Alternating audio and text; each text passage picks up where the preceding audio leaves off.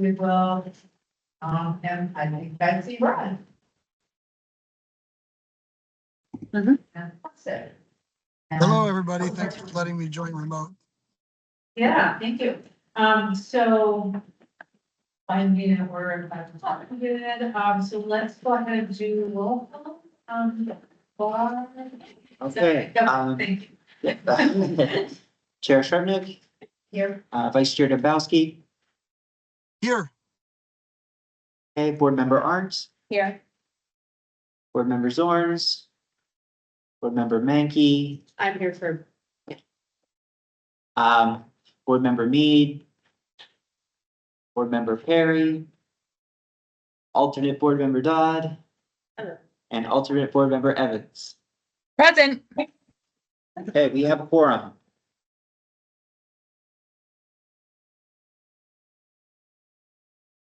So I mean, you have the packet, in your invite, the whole packet.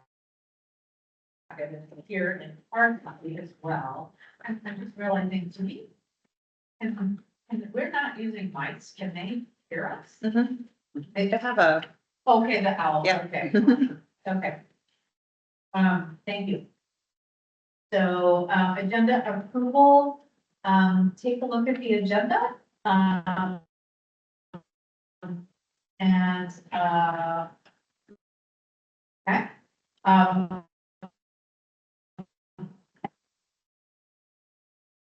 Any additions or corrections to the agenda? Let's do this finally. Okay, all approved of the agenda? Any nays? Okay. Public, Okay, we did not receive any written comments, but we have one person who signed up in person to provide comment. And we have several members of the public online. We will ask them to, if they'd like to provide comment after we've gone through the folks in person. So first we have Paula Walker from Kirkland. Please note that we have 3 minutes per commenter.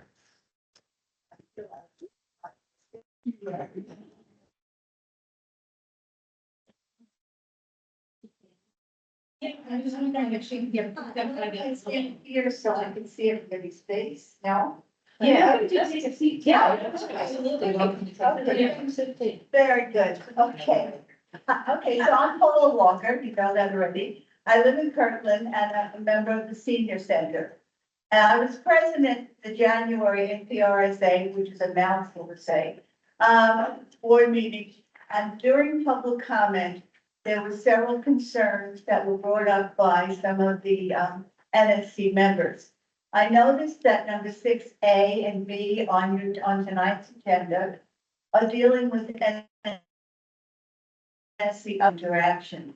And I hope that this may include some information as the actions taken in response to those concerns. I know that you don't answer any questions from the speakers at these meetings. And if I don't have, if it's not answered, I will email you my questions so you can respond.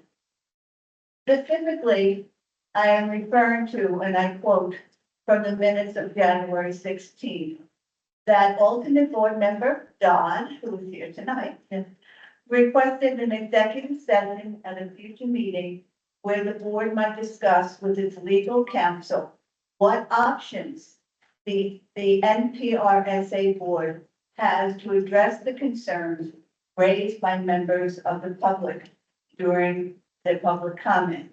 She also requested that board chair, and pardon me, I can't pronounce, Sprenick? Oh, sure. Okay, I'm sorry, I don't want to murder that one. Contact the NSC board and work to increase the interaction between the two boards.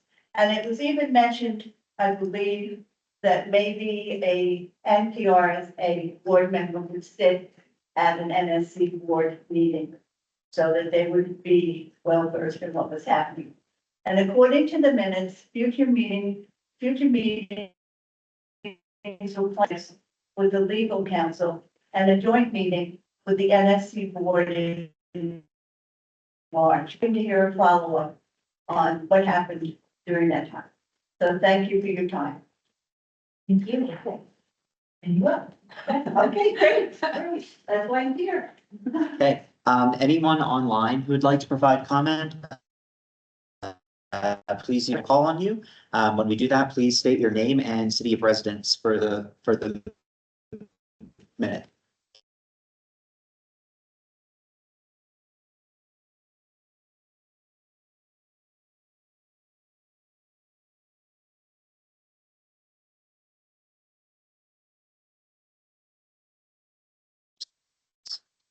Oh, was there somebody that wanted to? Uh, Oh. So. Now. So we'll close that. I'm going slowly, just in case somebody's trying to log on. Just, for the public benefit, anytime somebody can. For any of us individually, and then I think there's an NPRSA. So, yeah. I was just gonna say, reaching out to NPRSA directly is really helpful because I think it might be hard. Track of the board, each city and county, and so yeah, we get forwarded those, which is really helpful. Yeah, that's the best, very good. So consent agenda, we have, 6 items. After, so the consent. One. yeah, we do it too, I'm sorry. Which should we be looking at? There should be two sets. There's the January 15th and also the March 5th So minutes. the agenda packet. So motion to approve the consent agenda. I move to approve this consent agenda as written. Second. Okay, go ahead. Yeah. Have a motion and a second. And all in favor of approving the consent agenda, say aye. Aye. Aye. Didn't hear enough of us for. Rod briefly unmuted. Yeah, So I think that was, because I think we need. Okay, I do have, Rod is an aye, yes. We just need the three of. Oh, okay. Great, beautiful, Okay. thank you. Cool. Okay, well, let's go ahead and thank you. That's perfect. Thank you again for the NSC folks that are here. Let's start with you, I think with NSC.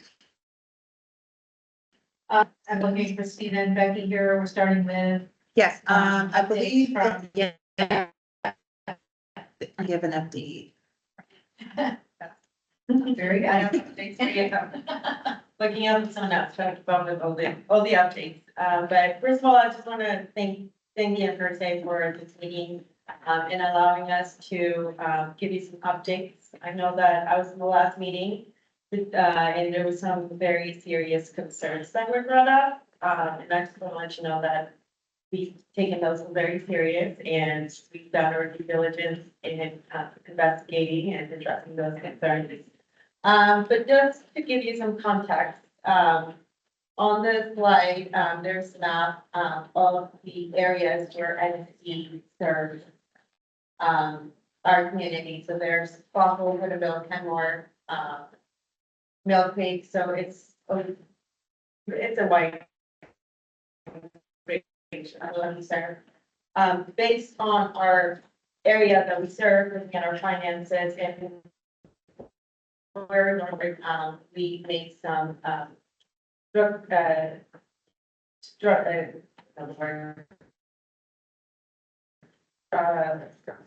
yes, thank you. Thank you. Structural changes to allow us to serve all of our community in the members, not just the main campus of Fossil, but all the areas served. So we made some organizational changes, caused some emotions with some of our long-term volunteers and staff as well. Really hard for them. We know, well, any of us that have been in an organization, we know that change is hard.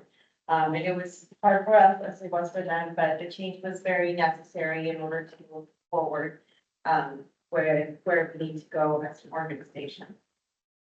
I want to address some of the concerns that were brought up by some of the opponents of these changes. That didn't agree with us.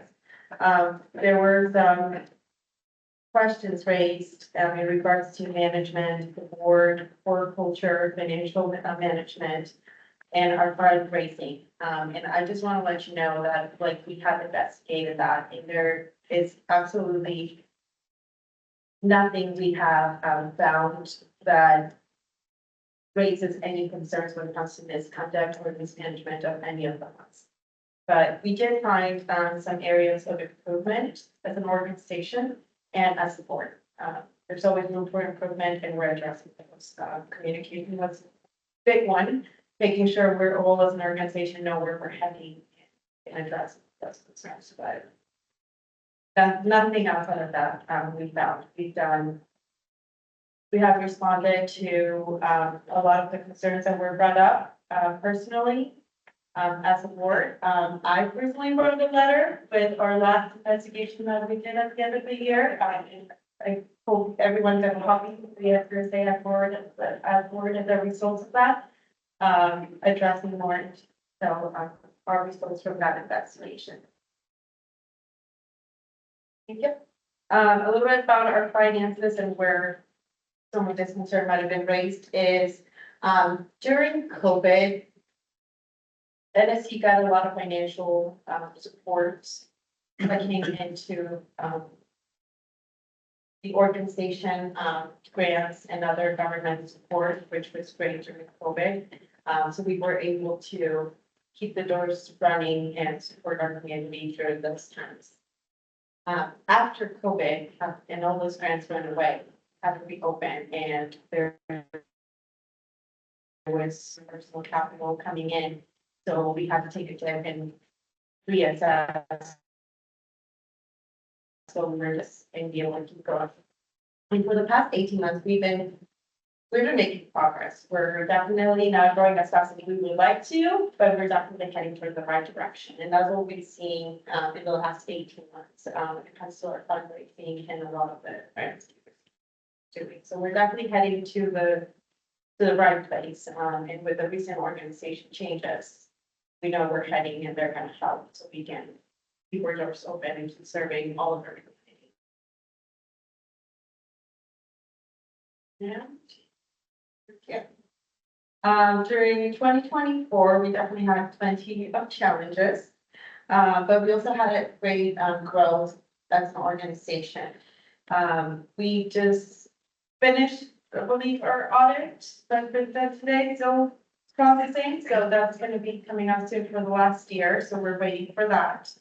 But as of last year, we definitely exceeded our fundraising goals for the year, and we finished ahead of our budget. So that is, we're definitely in the right direction there. We are looking forward to a hopefully bright future. Again, I know that changes haven't been easy. This was very painful for us, seeing that we lost some long-term members and volunteers.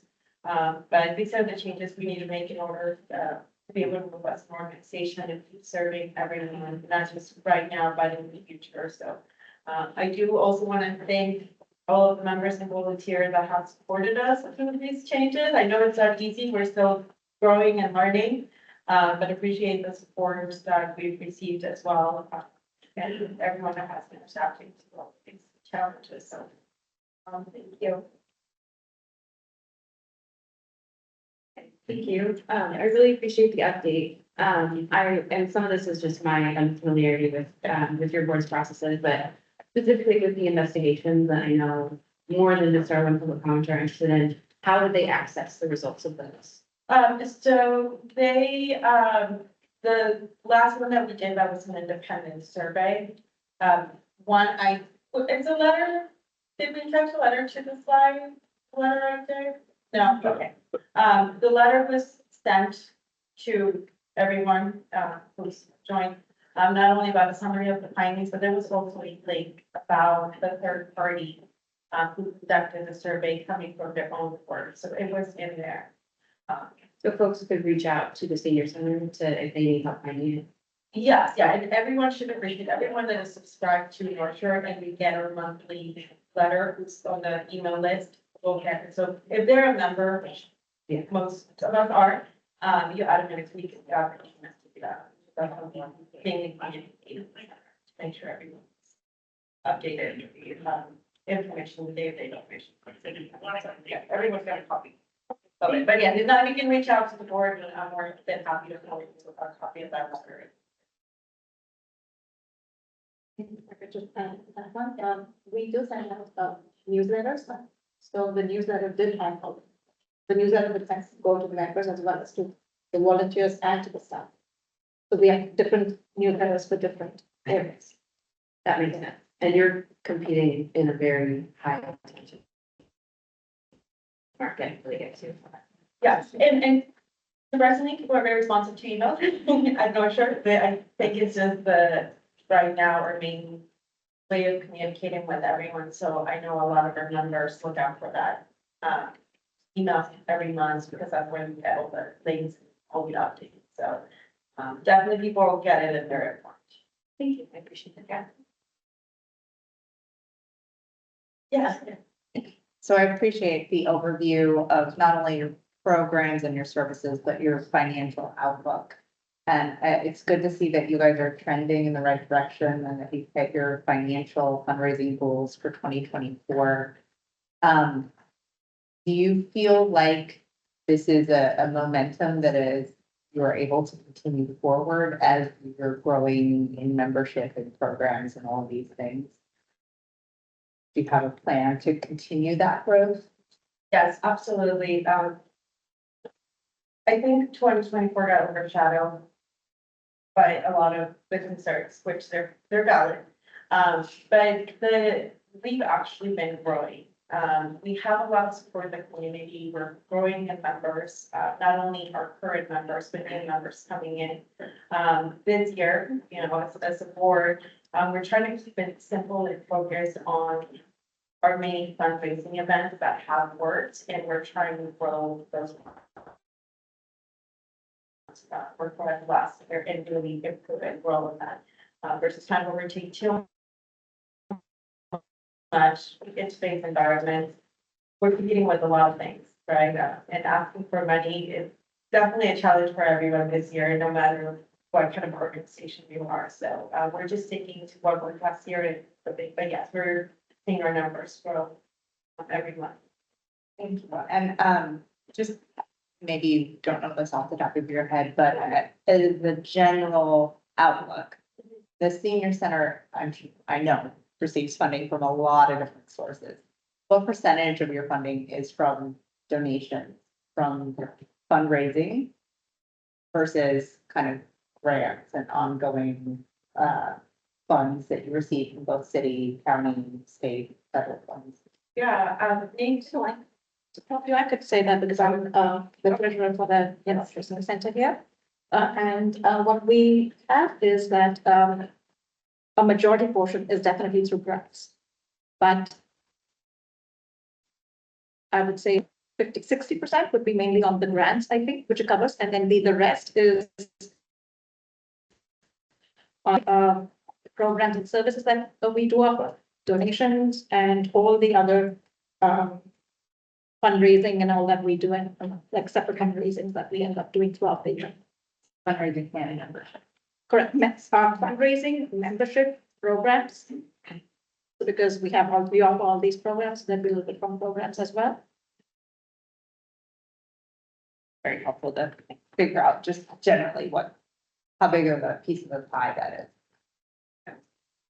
Grant is definitely one. Yeah, grants definitely the biggest one, and then the rush. And fundraising would be the other ones. Membership actually are. We have a slide. Yes, we do have. Okay. Yeah, it's gonna take me a sec, but I can get it.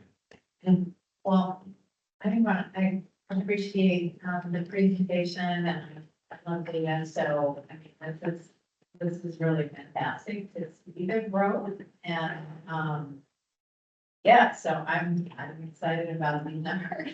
And I also had a kind of tagline question, around the finances. Do you have a kind of a sense of your goal, particularly around reserves? Because there's always a balance, you know, you're trying to grow and keep reserves at the same time. Yeah, like months of operation. Yes. Sure. Or my house. So usually for, reserves, we try and have at least 3 months of our, then we would ideally like to have that. We're definitely working towards to get that, freedom of, getting to, go into invest in some of the extra, profits that we do get, but, that's what I always aim is to get at least 2 months, but, we're slowly reaching to that goal. Okay. Oh, and I forgot to mention, could we make sure that the record shows that Jean's here? Thank you. Pardon? We also have 2 NSC board members online also. Kenny Mwindar and Satara Mahmoodi are both online from the NSC board. Thank you. Always. Yes, hi. Hello. Thank you. That's great. So just some, you guys want to walk us through what we're seeing? Is this sort of breakdown? Yeah, okay. So I think that was the actual breakdown that we normally get about funding. And so as we see, most of them is definitely the government. The majority chunk is the government. Right? And then we have the philanthropy, the membership, the programs and services. And the extra fundraising that we end up doing throughout sometimes. So that's, so as you see, the majority is definitely the government. And if you see the expenses also on that side, that we have the other pie chart, and that has all our expenses. And this is pretty kind of staple pattern over the last couple of years. Yeah. That's right. Any other questions yeah. This might be a little too out there, but I was wondering, when it comes to worries about, like, not so much worries about revenue, but thinking about how there was a surge during COVID, and then I appreciated the longer term chart, because I think that's really important. Are there other ways that you're looking at raising revenue in the next year or two, like different things you might, like, kind of like thinking outside the box options? Yes, we've talked about it. Right now, our number one goal is trying to get our research back. That's been our board goal last year, and we're keeping it again this year because we're not there yet. So that's kind of our primary. We're trying to adapt. That's part of the reason why we made that structural change for the organizational change, because we're really trying to maximize our resources on how can we serve a bigger area to be able to also bring more resources and support into NSC. When I think of Northshore, and this is me growing up in personal opinion, you kind of think of the Boston main campus. So it usually revolves around Boston and the supporting areas, but we serve a big area. And so we're really trying to serve everyone in that area, get to know people, to know us, because, we're hoping that we can bring new people, new members, expand that. And with that comes with a bigger network. So the changes that we've made is here to hopefully expanding and get more resources from a bigger community than just the one surrounding our main campus. No, I really appreciate that, and I think it's important. I know I got a tour of the, with Snow Transportation Center, Cliff, and I know during COVID, a big part of his role was getting food out to people who were home, and just the ways that the senior center had to pivot during COVID, and then it's not a direct pivot back to pre-COVID either. So I transition time, and it's not just because we're all back, out and about in theory, like, it doesn't mean we're back. Yes, and that's something that we think about as our needs change, the needs of our seniors change, but also everything that revolves around that. Technology is huge. Like, if you would have, think about technology and seniors 5 years ago, it's very different than now. And it's moving so fast that we're trying to keep up and adapting to all the changes, to make sure that, you know, we can still serve our seniors and also that we can adapt to the changes, so. Probably wouldn't think as a senior center that has to adapt quickly to a lot of things, but I think we're the most like adverse. I mean, things have, you know, get thrown at us, and we kind of have to adapt very quickly, so it's changing and it's changing fast, I think, for everyone, so. Definitely key in order to be able to keep our doors open and survive, and I'm hoping, you know, long term, we can still be here years from now, having a similar conversation on how we can still keep our doors open and adapt to these changes. And just, like, just for today, it's, we've, had one more, fundraiser, which is supporting our transportation. So because transportation is key, we do want to make sure that we kind of expand our coverage, you know, because we have a full North Shore region, but we aren't serving the entire North Shore region. And we want to serve both of them to get more grants, to get more income, to get more, I think, so it's kind of, kind of interdependent on everything. So hoping that with new transportation coming in, with the fleet of buses and all that, we can kind of reach and provide services to all those areas as well. And, we also have things like our art show, which is usually every year. Every year we have an art show where we kind of try and introduce some different programs, which we think, you know, could probably work. And we kind of it's kind of tailored those programs in case what kind of response we get from everyone. So, and that's a great time of the year when to introduce those. And in case if we do get a good response, we can definitely add those programs in different fields of art. Throughout this. Sip and paint wasn't his last year. There's a couple I wanted to go to that it was like during my work day and I was like telling Nathan, I was like, what about? Like, No, we have another art show coming up right now, so we all kind of, everyone's geared up. And try to do, get different kind of workshops. We'll see you on that art show. Coffee. I trust that you will make sure I have all the. Perfect, definitely. Any other questions? I know there were questions and concerns, so I want to make sure, you know, we address those. There's no. So if I can ask just one more question, and I'm just trying to think through the public comment that we received in January and make sure that we are airing anything and we can address anything collectively here. So take this in a friendly manner, please. Yeah. So I understand that the staffing changes caused big feelings and that you experienced some transition on staff. Do you think that has settled itself out at this point, or are there continuing staff change result of that shift? I'm gonna give you my input on what the board has received feedback lately, but I think Nathan is a better person to respond to this because he's there on the day-to-day on the operational side. From the board, we haven't heard any more concerns. I know that those initial changes were very challenging, and again, caused a lot of feelings. We were hoping to keep, you know, keep it as close as it was before, and keep the knowledge that we have in the volunteers. I mean, we lost some key people and we acknowledge that. But we have been moving in the right direction. Again, feedback. We have heard no more concerns. I know there's still challenges, but from a board standpoint, I haven't heard anything concerning, you know, and in the past few 6 months, but I think Nathan can speak more to the day-to-day operational side. Yeah, so your question's a good one. I don't think, you know, I think will always be a sense of loss because we lost some people who were real institutions and who, you know, I still consider friends and amazing people.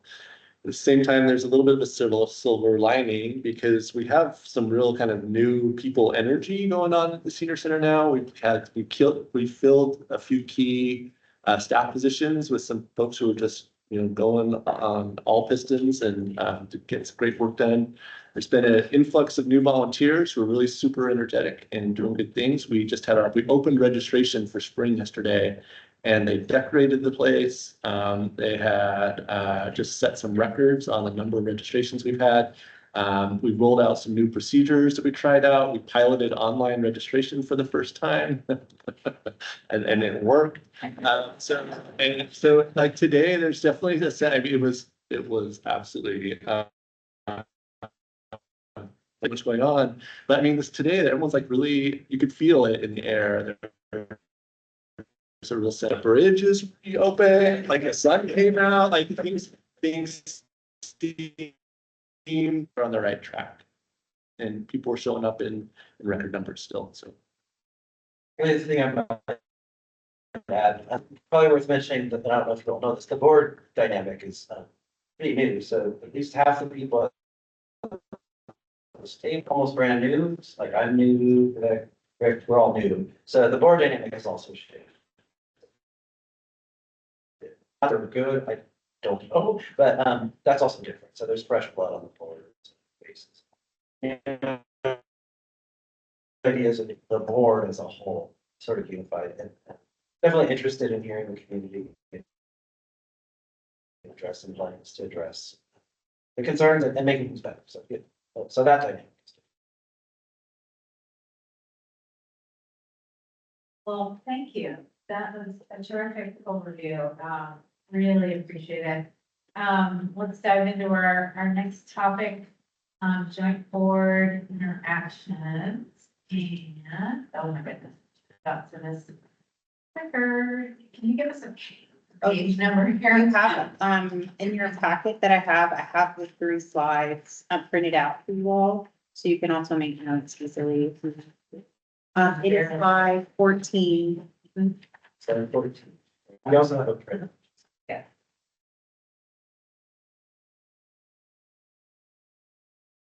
Yeah, the former page of the state. All right, first page, so I looking at the slide, slides, yeah. So there's, yeah, so page 14 is the narrative. So, yeah, so we, after our executive session, which we did have a couple of weeks ago. We talked about some of the other topics, both within and then out inside. So, and one of them was around increasing collaboration. There's, some informal and some formal options for doing so. I think the impetus was if we were feeling disconnected. And so when we were hearing, as you might imagine, we were hearing from the public, it was like, oh, we don't know what's going on, and felt like we really wanted to. So, and on an ongoing basis, have felt like, gosh, it would be fruitful, I think, for both of our organizations to be more connected. As you can see on the slide, these were some things that were discussed. And we don't have to take them all together as a packet. We have to look it up, but all as a packet. But I want us to kind of look through them and collectively decide what feels right. And of course, when we talk about going into the meeting, it's like, well, it's time, we've got to actually do that. But hopefully we can figure that out. Do that. So let's start with the informal. So NPRSA staff attending leadership meetings, so that's at the staff level, so that's an idea. And then at the board level, and at this level, doing the kind of the same kind of things. What's the sense in the room of that kind of thing? You guys do that whole group. So, on the first one, does NPRSA have interest in attending the leadership meeting? I just, like, as a board, You're talking about staff. does this board actually want to do that? It's the staff. So we would have our staff. The staff. Okay. meeting, like the Yeah. leadership meeting. Thank you. Yeah, so the first bullet is kind of staff to staff, I think. Yeah. So I think I've heard from staff that they're doing that and sort of Yeah, working so we're, too. yep, we have now started doing that. So I just attended Yeah. the last week's leadership meeting at NPRSA. Yeah. And this says board members attend or follow other board meetings, meaning back and forth. I don't like the informality of that. I do kind of think because these are all like public board meetings, like we can do that already, and there's no real accountability. It's not like, you know, Sarah is supposed to be at every NSC meeting, and then, you know what I mean, it's not to pick on you, but you're. Quite all right. So I like more of a formal option of we as an NPRSA board pick a member to go to the meeting and just be present, and then there's an alternate, right? Because we all have about 1,000 jobs. So it's like a liaison, like a liaison. Yeah. I think the question for each of our boards is, are you open and supportive of that idea? Because individually on our boards, we can decide, yes, what. So, yeah. So I might just call out, having more meetings versus using existing meetings. Yes. Using existing meetings would be a better option. Existing. Adding more meetings may not be good. Yeah, so this one is about, so say, for example, we were having an NPRSA meeting tonight, right? Maybe your board decides, oh, well, tonight it's, you know, Jack's turn to sit in on the NPRSA meeting. You know, he's gonna report back next NSC meeting.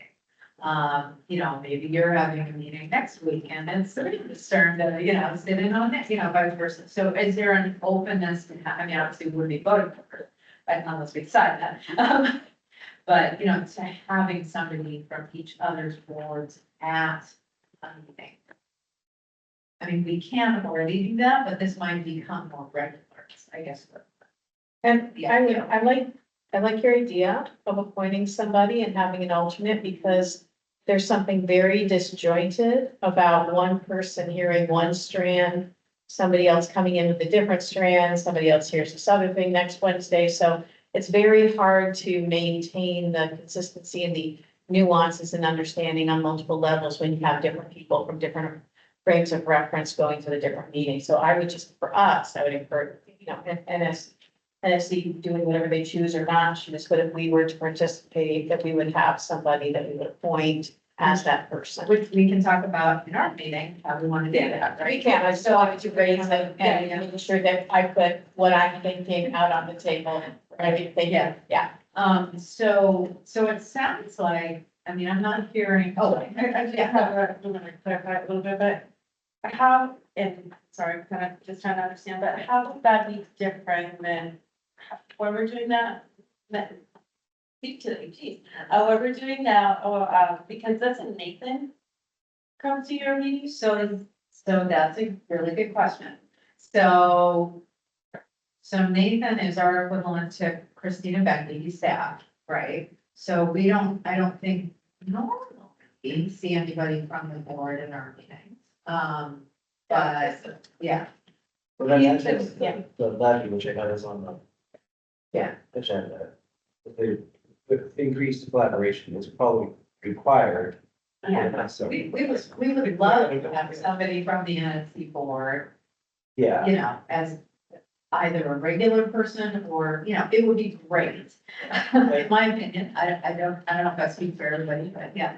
Just a quick thought, I think if we are doing, representatives from both sides going to the end meetings, doing everything, we might be overwhelmed.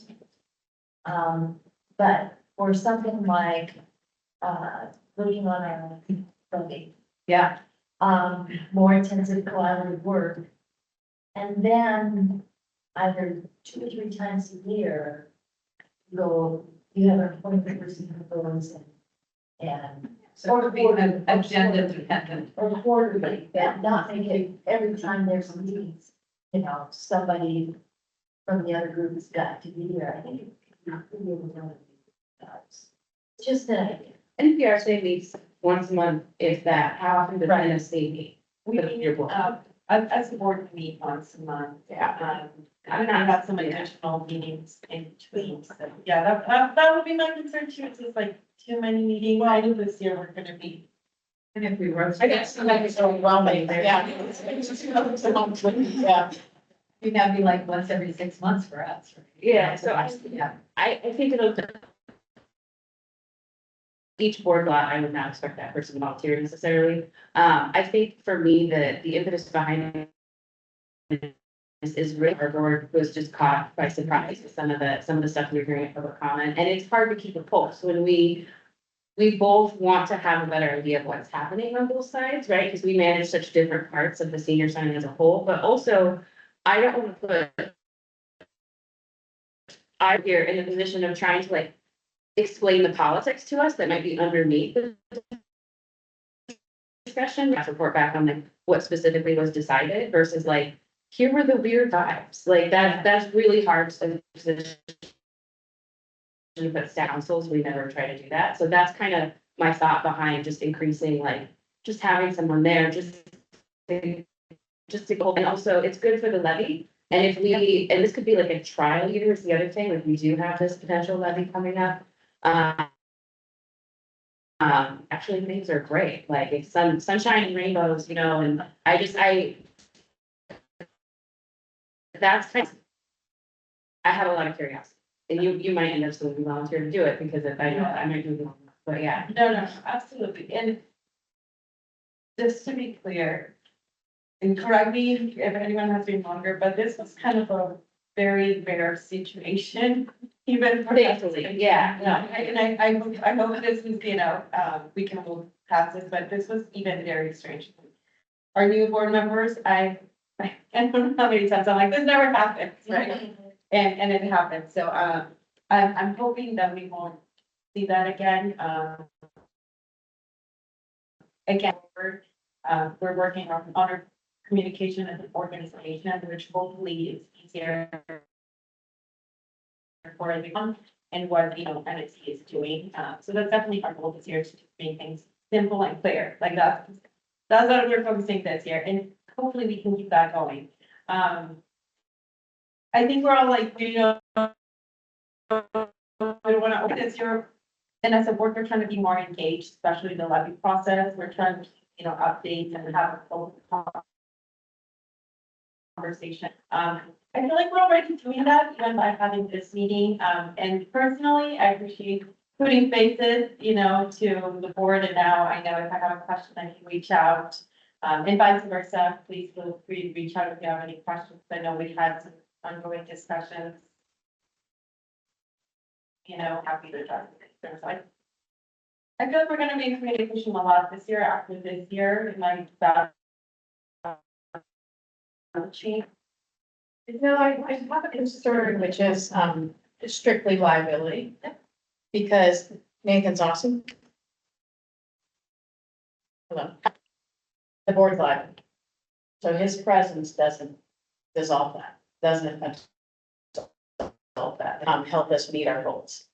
So having a board member who's liable for Harris or liable for NC, participating in each of the entities that we are responsible to and legally is a really smart move, because we should never be caught off guard when it comes, and then we're just discussing like all the time, not negatively, just that we are all liable as board members, as the agreement we take on.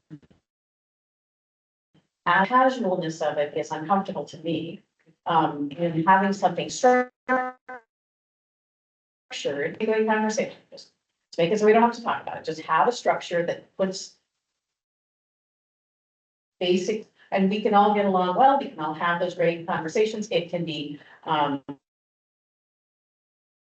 in or not, but that we have a formal setup, knowing that that keeps everything clean for lines, like lines and standards, you know. I would just add another perspective on that. I think on the city side, we do this a lot between our different boards. We have a liaison who goes and attends. I attend our public spaces commission boards. And I sit and I watch their discussion. I give them a report from the council, and then I go back to council and I say, this is what they talked about.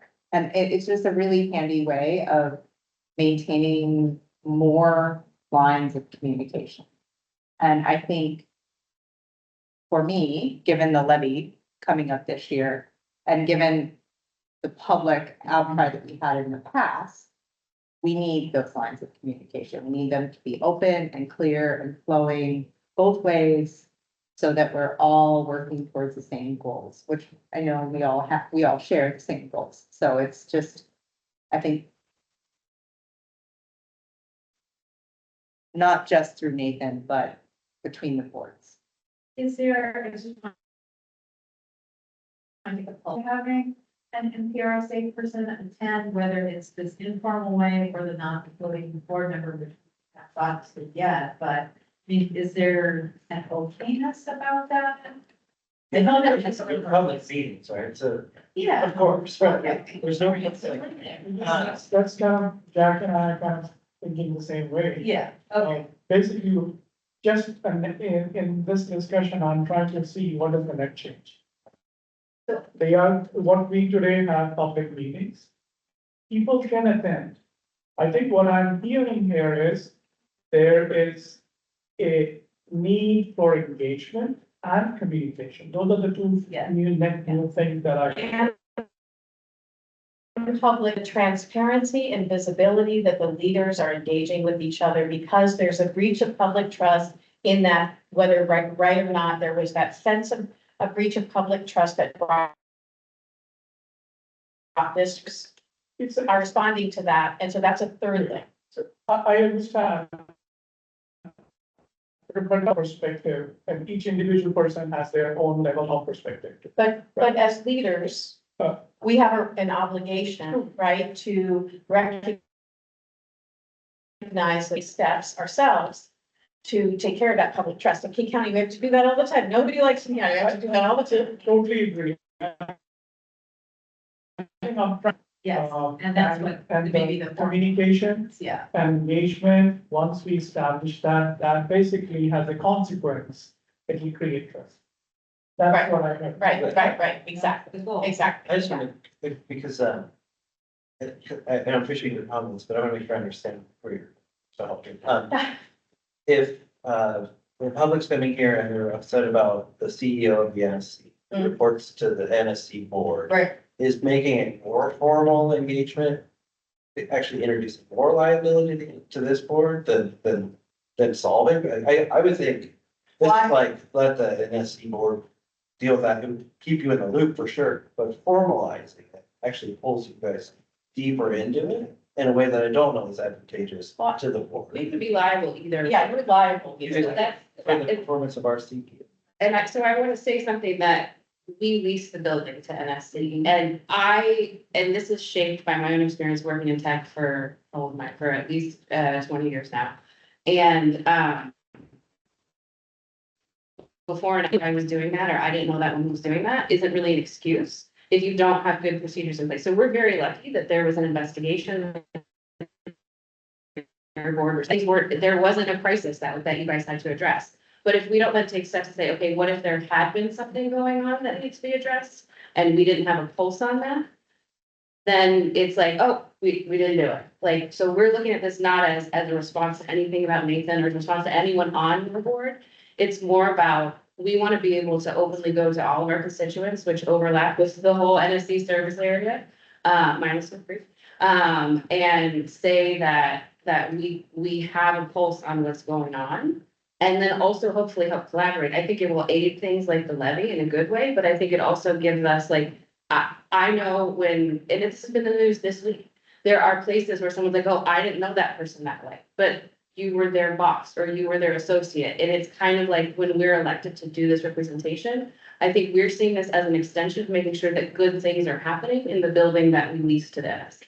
Yeah, I'm not a lawyer. Me neither, yeah. I almost think it's the opposite, but I'm not I think landlords, unless there's like something crazy going on in the building that's related to what's happening, I can't imagine that getting more involved in the day-to-day management of operations would make you less liable, and maybe socially liable, I get, but it might be help, I don't know if you have legal counsel to help sort of understand. That's a good idea. People, yeah, right, yeah. So, I just want to make sure we're attending to anybody online who Yeah. wants to type up and. I know forum's been trying to. Feel free to. Barbara? Everyone, please speak up. Some of the folks online are having trouble hearing us through the microphone.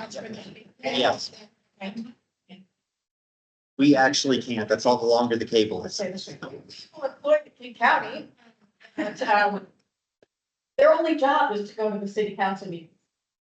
And when you say get involved in the day-to-day operations, that makes me a little nervous because the board should not be involved in the day-to-day operations. That board should be oversight, and all we're doing is being present for something that's a public meeting anyway, and then encouraging you to be present for ours as well.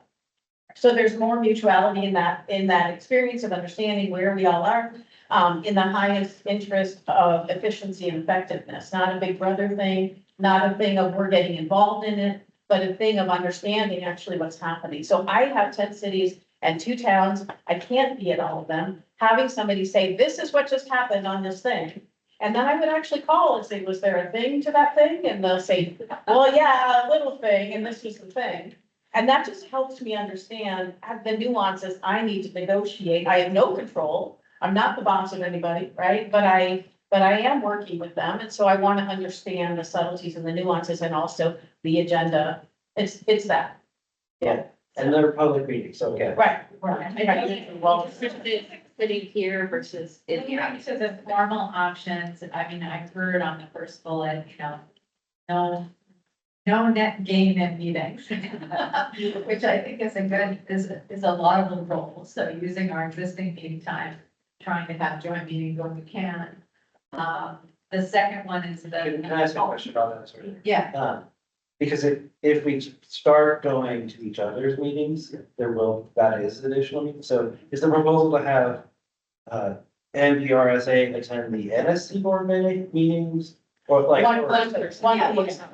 and then vice versa, because, If you want. yeah. Having a. I mean, we love that. It's kind of what the idea. Yeah. Sometimes, I don't think because of the levy, we were either way thinking of actually getting more involved. So Yeah, I think that's right. maybe a project based, which is like, which has a definite agenda. Okay, what are the things, you make it more formal, like, what are the things that we do need to look into it? Once it has a structure, I think then, maybe we could definitely, as an entire board, can discuss, whatever options that you do have, because we do have a meeting and coming up in next week. So as an entire board, we would definitely like to discuss all this, whatever you have, and then maybe bring it back to you. If that's okay, that's, one of the options of what I was sounds good to me, but I looked at this group and obviously the meetings are fun, so you already attend. It's on, and talk about it in Yeah. front of the people you're talking about, like, I just want to acknowledge that, Yeah. like, please, yeah.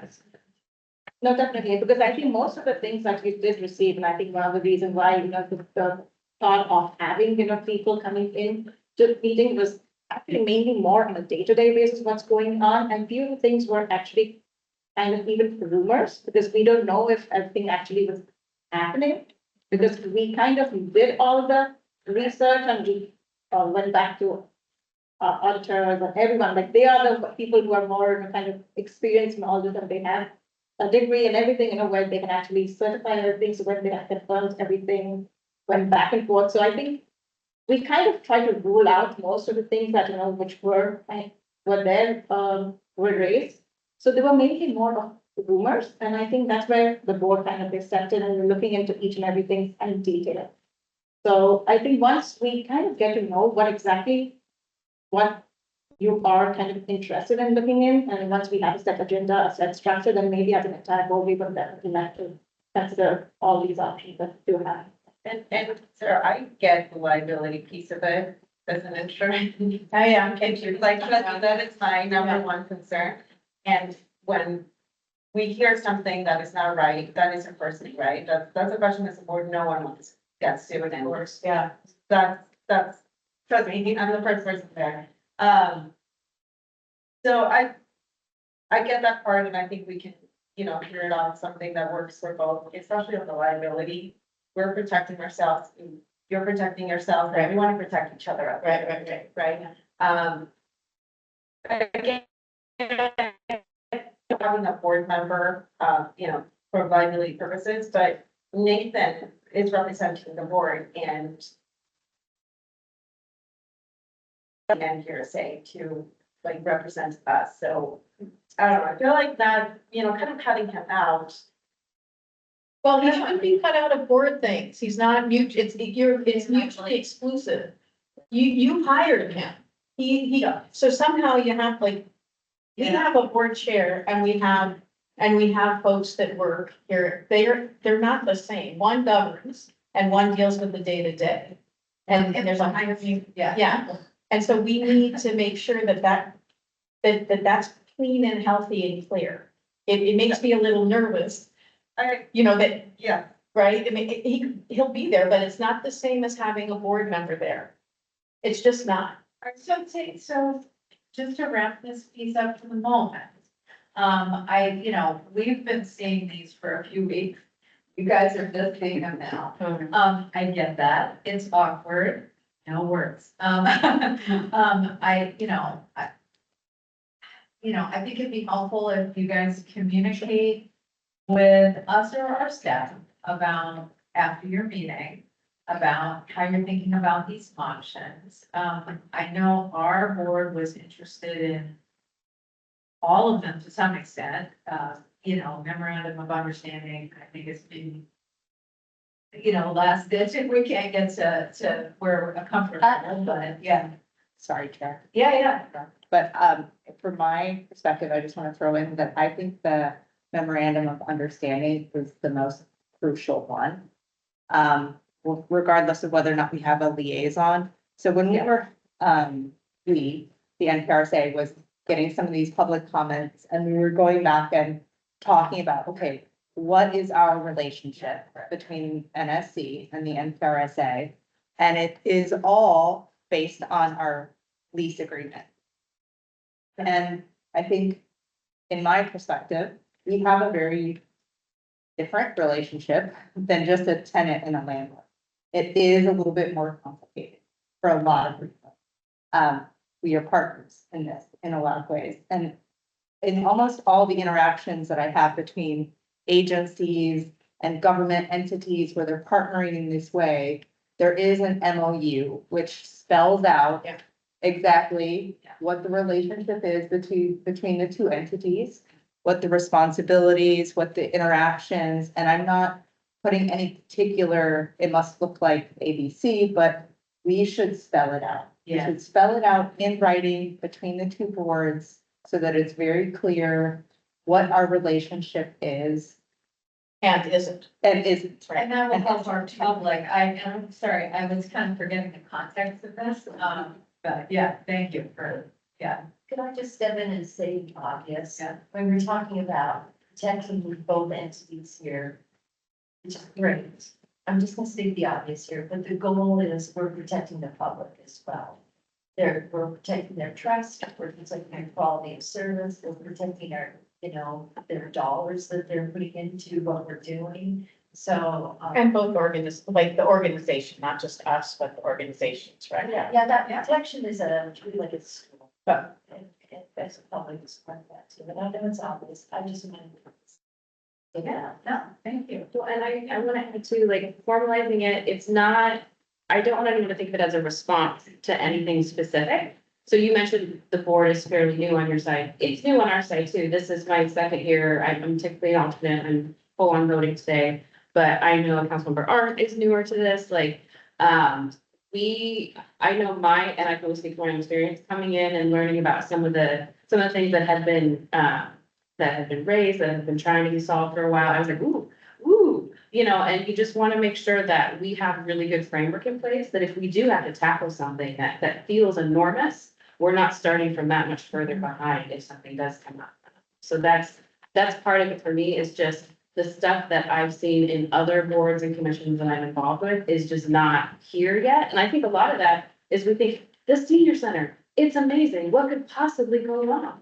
And we have to think sometimes what could possibly go wrong and just have a framework around how we would tackle that. So that I see that as part of this framework. So I have a point, and this is just based on my past experience when two organizations come together. I think they should be, the objective there should be is to make that partnership stronger, make things more effective. If when we create too many processes that kind of slow each other down, that is something I want, that we should caution, and as we develop any of those things, the objective, the goal should be to make each other effective. That's, I think as long as we keep that as an objective, we are gonna flourish.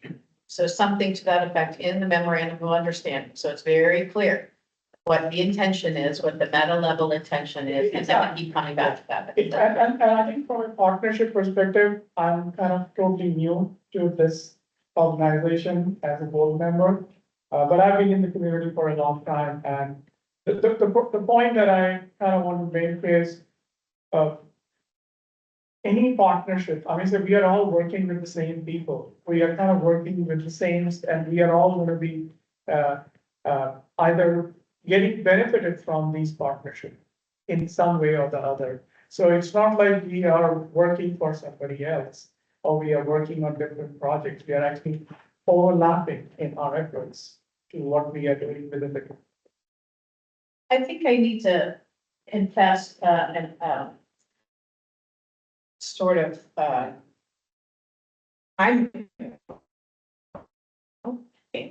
have a 30-year background in organizations, fundraising, nonprofits. Something was unsettling to me about a second meeting I was at, where someone was talking about needing 300,000 for a youth sports something. That person was later arrested for other things, but also embezzlement. That was my first, it was my second meeting. So I just was like, wow, what's going on? What, do we have our, and that person was very, very upset with me for still suggesting, because it was about youth, that we dot our i's and cross our t's. Like we have to have really clear understandings of what we're doing with public money, right? And so that was my start. And so things have been sort of shaded from that point to anything else I've been, just so I'm a big fan of just having those bumpers in place. That's all. Exactly. You provided communication documents as well. Yeah, Rod. Oh, I don't You're think muted, Rod. that was kind of an errant hand. I've been listening closely to the discussion, and I agree with the need to have increased paths of understanding and awareness. I am very reluctant to turn into a quasi board member of the senior center. I don't want to do that. That's not my job. I don't think it's any of our jobs. They are a separate, independent entity. And I just think whatever methods we use to increase understanding of what's going on, which I think is important. I agree with all of those settlements. I think we should talk to council. I would be very cautious about getting into any sort of direct oversight of their operations. How we have an arrangement with them with respect to the building maintenance issues, that should be in our agreement there. We should be careful about having two documents that might have inconsistencies. If we're going to have a separate MOU, if we're going to do that, I just would be very careful. Are we going to have insurance then provided to us from the senior center if we're in some sort of quasi oversight role there? If there's conflicting provisions about how the building is run or maintained between our lease agreement, if you want to call it that, and this other MOU, that creates problems in the event of a dispute. So I would encourage us to be careful and get the advice of council. I like the idea of increasing awareness and knowledge, but I don't want to run the senior center. It's enough to try and run the building. Just to be clear, right, these were from our council, right, our legal counsel. But, points well taken. And I think this discussion, just to re-ground us again, is stated in the title. It's about the board, right? It's, so the memorandum we're talking about is a relationship of the boards to each other. We have a separate document that is the NPRSA relationship to the tenant in the building. That's a different animal than communicating clearly about how the boards interact. So I think that's what we're trying to do here. So, yeah, That's something, it just sounds to me, the more we talk about it, sounds like we're all fairly new to the relationship of NSC and NPRSA. It was probably created before any of us were, started. except for Rob. Okay. You know, probably. 12 long years. They probably can help us, but I think both boards just need to maybe gain a deeper understanding of each other's roles. Understand what our role is, kind of make sure we're all on the same page. And then I think once we all understand what our role is, then we can kind of find a way to communicate and work together moving, forward, because there's probably, when was the NPRSA forms? The lady. 89, 88. I mean, I don't know how often it gets invited, but I'm sure a lot of it has changed since then. So this might be a good opportunity just to make sure we're all on board, that processes are still working, or, if there's something we need to.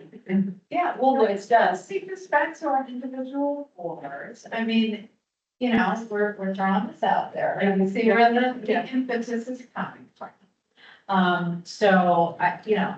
One last thing, I did want to say, just because it's been, it's a session and board meetings and this and that.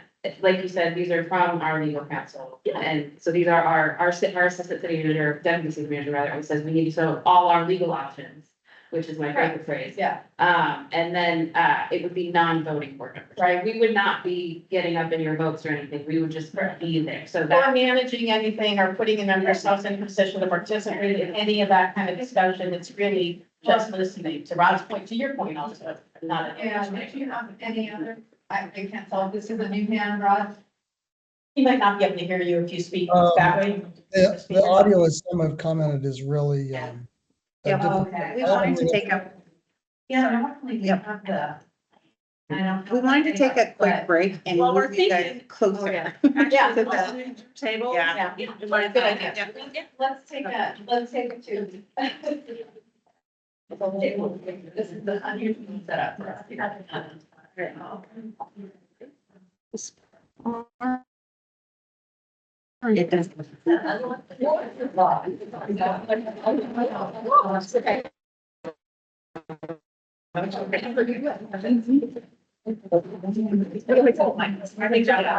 you guys just missed us over there. Okay.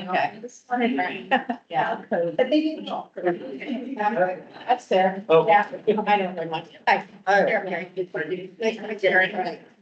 Hi, Jack. Nice to meet you. How long have you been? I don't remember. I've been on my county council, my first 2 years. Okay, that's it. Yeah, I've been on town council for first term. Nice to meet Yeah, you have My nights. I work at Evergreen Health. Oh, you do? Yeah. I love Evergreen Health. You're my people. You have a You ticket? have a lot of my district. Oh, yeah, we do. Yeah. Since we're running a little slower than we anticipated, I'm gonna do a mic check. Rod, can you hear us a little better now? That sounded a little better, yes. A little better? board member meeting. And everybody project, and we will try also not to talk over each other. I will endeavor. Jean, No, I was gonna say, speak towards the mic. speak toward the mic, yes. Can I just add something? I know we're about to switch topics. Look at the owl. The only, it's not on here, it's, could be informal or formal, but, I think it was probably, not knowing the dynamic between the two boards and how that all worked. Sort of, I guess I would apologize that you guys got sort of blindsided by this. Yeah. So, I think it's totally reasonable that we collaborate more, whether it's people coming to board meetings, but like, we can give heads up, like, hey, there was a hot board meeting, Oh. it should be, like, Yeah. that's totally doable and should be something we should plan to do. So That's great. I think adding that as a consideration. That's, Thank you. Ours gets spicy too. Michelle has 2 hands up. Yeah. Oh, she's second in line. I was like, how's that? I hate it when I have 3. Rod still has his. Rod, if you have something more to say, it looks like your hand's still up. Let me lower it there. I'm Okay. sorry. Michelle, do you wanna? Thank you. Sorry, Yeah. I've been trying really hard to listen. So right before this board meeting, I actually was the council liaison to our chamber board meeting. And this is exactly what I do. I go there. I give them an update about what the council is working on. I hear some of the things that are happening in the business community that I can take back to council. It's just a really good way to make sure that we have a point of contact for just ongoing business. I have no voting authority. I don't get involved in their day-to-day. It's just, I know them, they know me, and we're connected on the things that are jointly impacting us. And I think that's the intention of this. And I would just like to put it out there like that. We do it. I mean, I know I do it. Sarah does it. We do it with a lot of different things. Sarah Arndt, I should clarify. I think Sarah Perry does it a lot too, but I'm not as close. So that's Thank that's you. the spirit that we were talking about this in. Thank you. I think we're gonna let you know, I mean, this is new. Yep. So you're meeting next week. So, you know, get back to us, just let us know how you're thinking about it. I mean, we get it, you understand the spirit in which it was conveyed. All right. So tentative agreement, how can we work together? To ensure both organizations meet, I'm looking on the slides here, meet contractual obligations and stay transparent and accountable to our stakeholders. So let's, you know, that's, part of that is collaboration. We also talked about, maintenance responsibility. You know, again, our role is the facilities and the maintenance of those facilities. So we can talk about some changes and if we decide on changes, the resources and support that would be needed to implement those changes. And the backdrop is in our document, starting page 17. And for the public, this was a topic of our executive session. We came out of our executive session and basically rescinded a potential change that we were going to. Chair, to the Chair, just a reminder. Yeah. We don't discuss, what we talked about in our executive session. Yeah. We came out and rescinded, which is what I was saying, that's public information. I'm reiterating it for our public. So that's what we did. You know, if you look at the agenda item, it was about the tenant agreement and what that rescinding means is we're back to the tenant agreement that we have. We made no change. So yeah, I think I mean, in just a little backdrop, and we alluded to this earlier in the conversation, I think, you know, there's been some ongoing concerns, as you heard many of us say, about, I'll just express for myself, the financial capacity of NSC, to do the kind of, maintenance that I think NPRSA is hoping will get accomplished. And so I think I know for me, that's a concern. I don't know whether other folks want to kind of chime in where the discussion was originating from is, I think the concern that, Could you you say know, more? both going back to potential maintenance that we're not sure did get done, and then going forward, if there's capacity to do that. Can you just elaborate a little quicker? I guess I'm not. I learned about this, you know, there's a proactive, preventive maintenance, kind of on a schedule for the different aspects of a facility. And then there's reactive, so, you know, something comes up and, you know, somebody notices, oh, this is broken, and you know, send in a ticket or an email or whatever your system is for tracking, you know, reactive kinds of things. So, yeah, and we have, you know, in our existing agreement, we have there's certain things in the body of the tenant agreement, and then there's an addendum that lays out the specifics of the reporting about maintenance. And it's been challenging.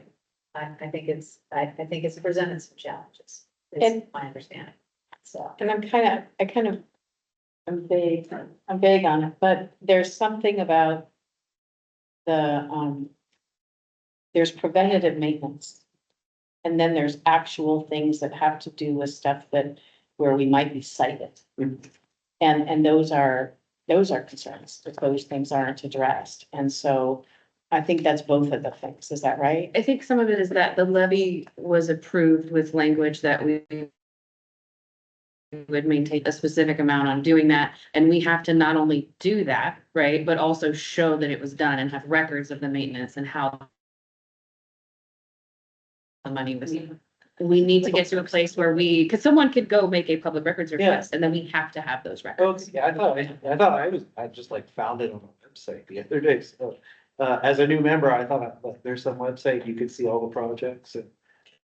You Maybe can I see all just, the projects that were done with the levy dollars. Yeah. But in terms of the more lower level systematic maintenance of the building, so we have obligations to taxpayers that since we put this new HVAC system in, we have to show that it's being cared for in the appropriate manner and, you know, we're maintaining the warranty on these things.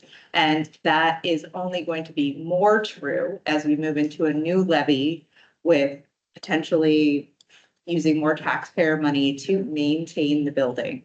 So it's been a discussion at the NPRSA for a while now. What do we feel should be included in our scope of responsibility versus the senior center?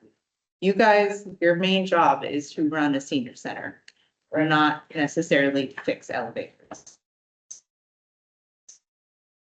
The buildings. So it has been an ongoing conversation of finding the right place where the cutoff is between what can be done by the senior center in-house and what should be taken over by the NPRSA so that we automatically have all the records. We know it's done exactly the way it needs to be done for our liability. So that's been an ongoing conversation at many meetings over the last year at least. And I think it predates everybody in this room, to be frank. Like, there's a history of, I don't mean to tell the story over and over, but you're new, so you get it.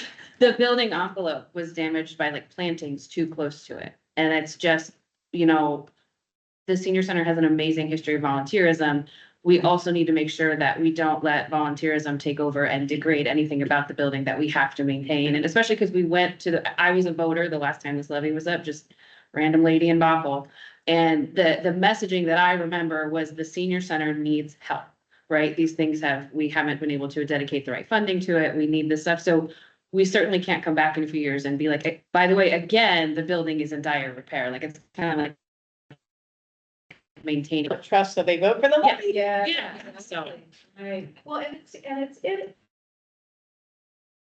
it's, for example, our kind of agreement, right?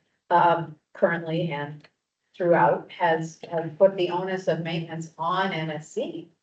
And then I think in August, I think that's when it was, we discussed, potentially NPRSA, taking over, I think, most of the The maintenance. exhibit, the exhibit A on the main. So. Yeah, and then we heard through Nathan, and again, this is, you know, it's awkward because we weren't hearing it directly from the board, that you guys were not comfortable with us taking over maintenance, so we were curious what that was about, and then we decided, well, okay, maybe we'll go in the direction of just maintaining the HVAC and leaving everything else to, you know, and that's kind of where we preliminarily landed at that point. So there's been kind of an ongoing discussion of where that balance point is. And I would just be curious, you know, what your thoughts about, the maintenance pieces. NPRSA, it's a dedicated fund source to maintain these buildings. I'm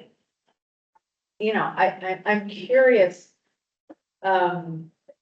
you know, about, you know, the feeling, you know, does it raise some issues if we were to do more of the maintenance? Because the point that she's raising is, we gotta stop talking like this. Right? I mean, we gotta like solve these things, so we Yeah. know who's doing what, who's on first, what's on second, and it's gotta be board to board. Yeah. It can't be Right. executive director to board of a different organization. It's messy. So we gotta be clean about that relationship, right? And then decide, and y'all can decide it together with the executive, and we will too, but it's a board, it's an agreement together, right? And so then, what does that mean? Right? And so we need to be able to understand who's making that decision and why? And how do we both make our best work happen? Like, right, how can we both shine in this and make sure that that one doing really well means that the other does really well too? Both. I mean, were any of you around back in August? Oh, okay, so. Some of, you're gonna see, yeah. Uh, Is there actually a formal proposal? And we're working on that. there was- And it's hard to Yeah, consider, yeah. like, we don't know what it costs and what it looks like and what, right, so. So we have been discussing back and forth what Right. options would look like. We had, back in August, staff put together an exhibit of, if we took over this amount of maintenance, basically it adds to the cost of the levy going forward because we have to build those funds in. But then on the flip side, the senior center, you would no longer have to have that maintenance employee. But then there may be a trade-off of having a rent potentially, a set amount. Or maybe we've talked through different options about having you guys contribute a certain amount towards maintenance. Because we know that your budget already includes money towards maintenance and staff towards supporting maintenance. So it's about finding that balance. We don't have a set proposal. This is what we want to do. The conversation is to come up with what works best for both boards. I'll just speak my own opinion on this one, which has been consistent since August, that I think the NPRSA needs to own more of the maintenance. We own the buildings and we have an obligation to the taxpayers. It's my opinion that it just makes sense that we are the ones, making sure it gets maintained. And also it's what our staff specialize in. And we did put a dollar figure to it. I mean, I believe we came up with yeah. something in the bulk, you can't pin it down exactly, but it's in the 2 to 250 annually. So, yeah. Well, and we're not proposing that you guys like pay rent, like that's, I think, Yeah. a future conversation. The yeah. thing we're trying to solve, I think, and I'm looking at our staff, because I want you to check me on this, because this is like our staff are all the experts, and we're just like, what do I remember from? So we don't have records of the maintenance happening to provide to people who ask for them. And we know historically, and I'm historically is doing a lot of work in this sentence, but historically, some of it hasn't been done or hasn't been done professionally to where things have been compromised. So right now, I think that our goal as the NPRSA board is really, we would like our staff to do this maintenance. It's not, we're not gonna like line item you for it or anything, but like it has to happen. And we're kind of at the point where the system of please do it and tell us about it just hasn't been working. Amanda, there was a question as to whether NSC actually pays rent right now or not. Sorry, I just. Oh, no, I don't know. No. And that, rent is a model that may or may not be Yeah. used in between cities and nonprofits. Some do, some don't. So that's a separate discussion. No, but it factors in. No, and there's no rent now. There's also been, the understanding in the lease as it stands is that NSC would do the maintenance. And that whether the maintenance has been happening, we don't have records of it. Sort of helps. Okay. Yeah, I don't know. That's the committee. Please go ahead. I cannot see the name. Sitar. Okay.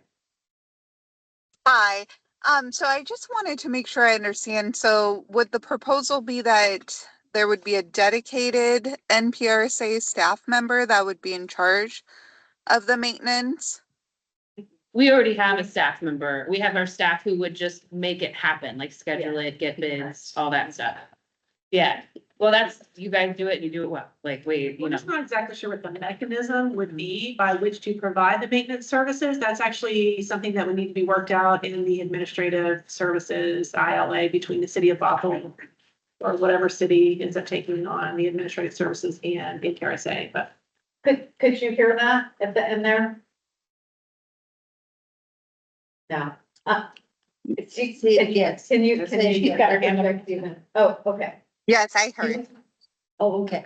So yes, Tara, we have our executive director, Becky Range, we have our program manager, Christine. And they have been coordinating all of the building work that NPRSA has been doing per the levy that we have. So they would just additionally take on the regular expected maintenance. Right, Like I understand everybody- that there is some work that they're doing, but I was just wondering with the additional work, because you're proposing that NSC wouldn't need a maintenance staff member. So I'm wondering, all of that additional work would just be absorbed by the staff from NPRSA? Is that kind of the proposal? No, I think that you might have, NSC gets to decide who works there. That's totally, that's Nathan's jam. I think Yeah. it's just, we would take on scheduling and doing the proactive maintenance. Like when you have your HVAC system service, it's an HVAC guy, like Christine would schedule that. Yeah. Is that a fair? And paid for. It's the list enumerated in the. Can I ask a Yeah. question to the NPRSA? So is the main concern that things are not getting fixed or that we don't have the more of the record keeping process that is? We don't have records that the proactive maintenance is. Is there, Yeah. so is there a concern from the NPRSA that things are not getting done right now? I mean, we have no evidence that it has. Yeah. Like we can't, So, yeah. it's record keeping. Are they getting done, record keeping? Is there even capacity to do them? Yeah, so, yeah. All of And these. that's the concern. Yeah. I'll speak to the past few years, because there's no records, or we don't have the records to give when people ask for them. We can't prove that they were done, and we can't go back in time and generate those records. So it's looking forward from this point on, because we now, a member of public can come in and ask for those records at any point in time, and we are obligated to provide them. So for our board to be responsive to the public, we feel like it is on us to take over this so that we have the records and we know what's happening. And you're right, I was not trying to fire your employees there, Nathan, sorry. But I'm just saying that we understand that there are line items in your budget that go to maintenance, and in the future, we can renegotiate how that may work. It's the framework of, if you have the obligation, then you have the responsibility. To be obligated to something and held to maintain something, but not hold the responsibility for it is a setup for failure, I think. Just, in management in general. Yeah. I would like to add something real quick. So, Speak up, everybody. sorry, it's just not, like a public records request like issue. So we will be audited in our contract. We're going into compliance audits, with this new levy. So we need to make sure that, that our contracts and agreements that we have are all in compliance. And so, currently it says that the NSC would provide all maintenance and then also provide all the records for maintenance. And so that hasn't been done. And so we're just trying to preemptively find a way towards that. And correct me if I'm wrong, at the last NPRSA meeting, if I remember correctly, correct me if it's something different, but I know that we talked about maybe creating a checklist and when that should be, to make it more efficient. Is that right? That's not comprehensive enough for the state We audit. went down that path in January and then rescinded at our last meeting. So I think it wasn't, folks were still not comfortable with where we were. And it's mostly authority and responsibility. That's Yeah. like, if we are on the hook for it, we have to make sure it gets done. We have an audit and we can't show that it got done. That's a problem. So we just need to clean it up. Yeah. And that makes sense. Yeah, the language of the levy, I mean, it is a little awkward because of course we have records for the large capital repairs that we're managing. But the language of the levy as a communication document essentially says the levy is to support the maintenance of these buildings, kind of in bold print, so it's hard to kind of parse out what is us and what wouldn't be us. And I think as a public communication, it's awkward the way we have it now. So real quick question, I mean, is there some mixing that's happening? Like you guys are doing all the CapEx stuff. And then, but part of that maintenance, if it's an HVAC system, that sounds very CapEx to me. And, but if someone's supposed to be maintaining that on the NSC side, then why is that? Then why isn't someone from NPRSA overseeing to make sure that's done? Yeah, so. That's what we're saying. Yeah, last We year, never do that. our board approved that Yes. we would take over like the HVAC maintenance, but that is the only piece of maintenance that is actually being done by. Yeah, oh, I'm just like, was it asked Yeah. by NPRSA for someone else to do that part of the maintenance of that CapEx item? Was that asked by? NPRSA to have NSC do, We negotiated that. okay. So I understand the record keeping, agreed, but it's, we need a clear. Yeah, and clean it stuff sounds like it needs to be process cleaned that- up. totally, I yeah. don't think we're questioning that. I agree where you're coming from, especially again, going back to the liability piece of it. My thought process, is that I understand where you guys are coming from. Want to make sure everything's done and we have records and everything's being done properly. I kind of disagree with the comment about, NSC is running operations and you guys do maintenance because they go hand to hand. I mean, as the operations, I think Nathan is probably the best person that can speak to kind of the NSC day-to-day needs, from a even worse perspective, we might know of the big things, but the day-to-day, I mean, things change. It's a mix of, pre-planned things and things that come up last minute. So I think if anyone knows kind of what the needs of personally would be probably Nathan on what is needed. Nothing against you, but bringing someone else just feels like it's adding extra steps into the process. And I think as we're trying to find better communication, we still have to clean processes between communications between both boards. And that might go back to the first slide on how can we communicate? Maybe an informal, formal process, right? Where you guys are keeping us accountable of like, okay, this is what we agreed on, this is, we need probably better record keeping, but I feel like now we're adding more people into the mix. My suggestion, or what makes sense to me, is if we have it in-house, we need to figure out a process that works for both boards on how we keep records. But having one person kind of oversee that in-house might make more sense. That we can hold accountable for reliability, just because I feel like the more we add more entities, it's gonna get even more messy and might not run as smooth and efficient. And we are talking about taxpayer dollars, so that might be more cost efficient where we can put that amount of money, towards NSC.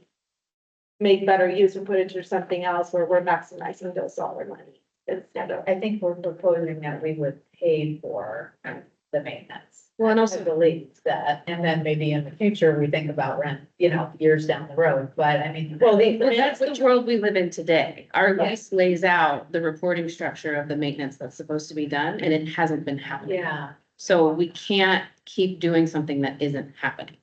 Like, this is why we're looking at a change. Yeah. So we haven't, and please correct me if I'm wrong, but we haven't received these maintenance reports. We haven't, it's not just I would like to believe that the maintenance is being done. I don't know if it's by people who are experts in all the different systems that we're talking about or not, but we live in that world today. That's what our lease says now, and it's not being followed. So that's where this concern is coming from, is it's been kind of a lot of back and forth discussion, and what we're looking for is to formalize a better way that will actually happen.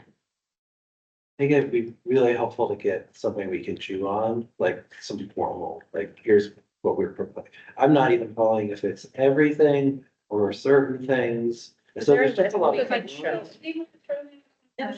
screen, can I add something on the And- side? Sorry, I know that you guys want to do board to board, but it doesn't make sense that Nathan's not part of the conversation because he's the one that's representing us and he's the one negotiating.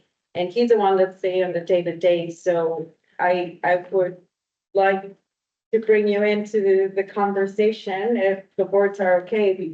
He's an active participant in our meetings, and Yeah. we don't expect that to change. yeah. Yeah, and I'm like, I was expecting to be part of the meeting today, so, and he's, you know, we're all familiar, well, I mean, on our side, we're all familiar with this, Nathan's familiar with this list. So this is the capital. Wrong one. I think Sorry, we want Lisa. the other one, yeah. The other one.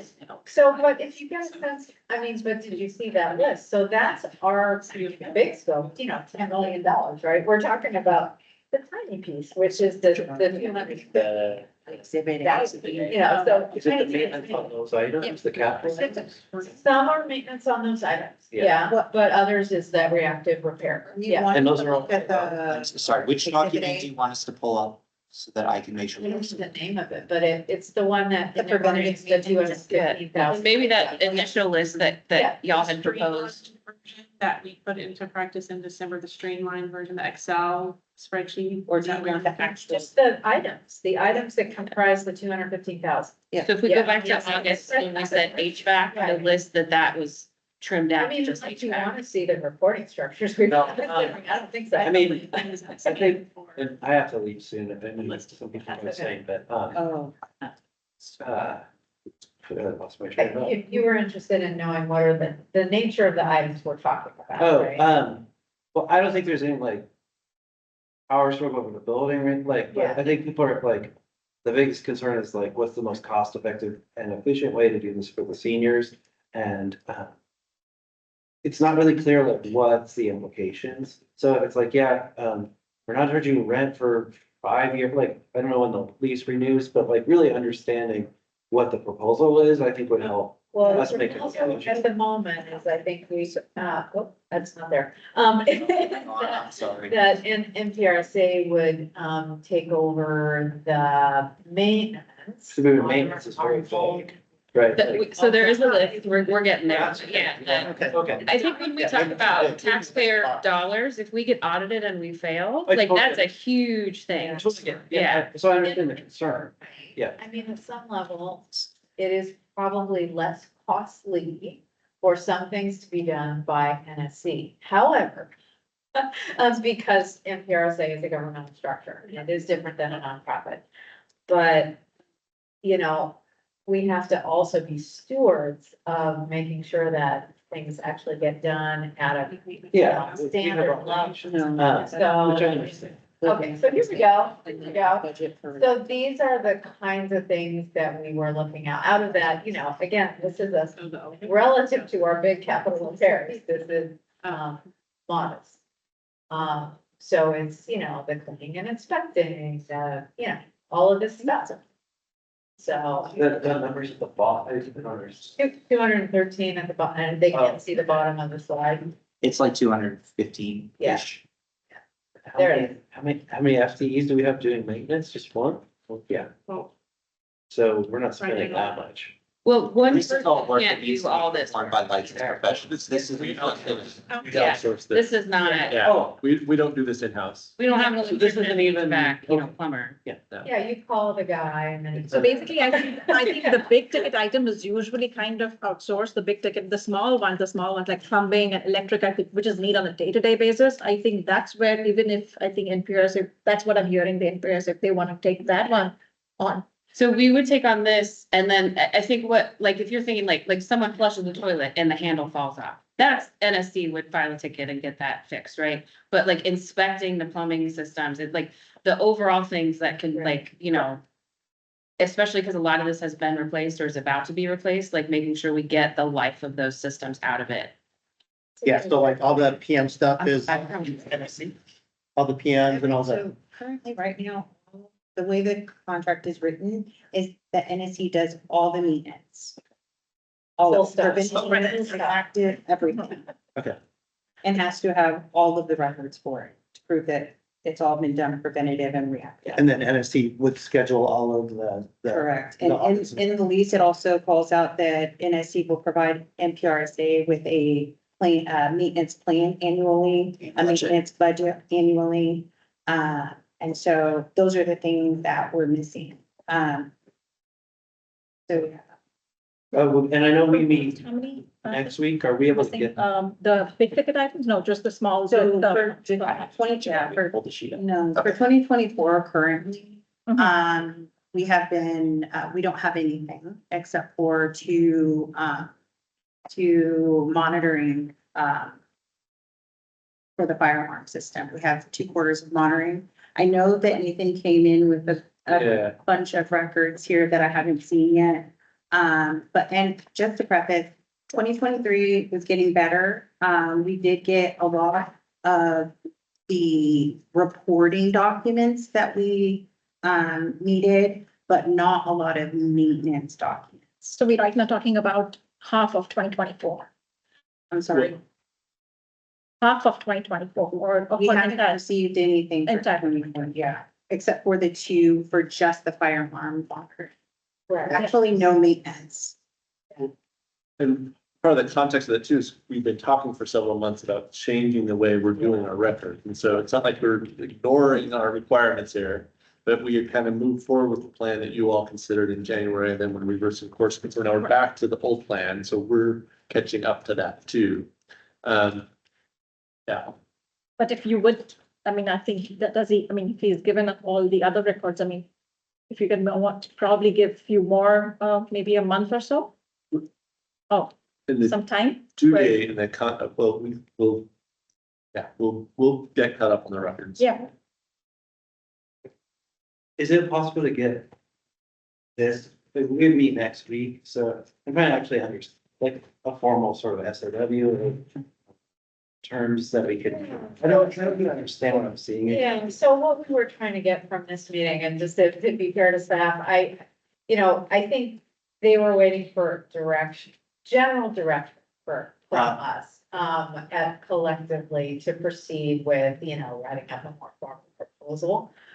So I think, but yeah, so let's, can we give this piece to them, and then you guys can look at. Yeah, I mean, we don't have to do anything, Kind of but contemplate, at least yeah. something where we can actually understand, Yeah. really understand what's being kind of summary level proposed. Well, this is, But I don't get that, so. Like, there's numbers and there's like NSC and H, so I just don't follow the spreadsheet. Northshore Senior Yeah. Center and Health and Wellness Center, those are your. Those are the costs we would incur per building. Yeah. And we have I assume North Shore then has contracts with these, like on some of these items with somebody, or We contract with subs to do we do some in-house and some subcontract out. some of it's under maintenance because there's Where capital. it's, where we're qualified to do what we do and where we need an expert. Right, some of these require, I mean, you could. License or. I mean, just, because we have a different document that kind of shows these, and then it says, which level of expertise is required to do it, and, yeah. But really the proposal is, I think what I'm hearing is you guys are gonna eat the cost. Yeah. It's coming out of the levy funds.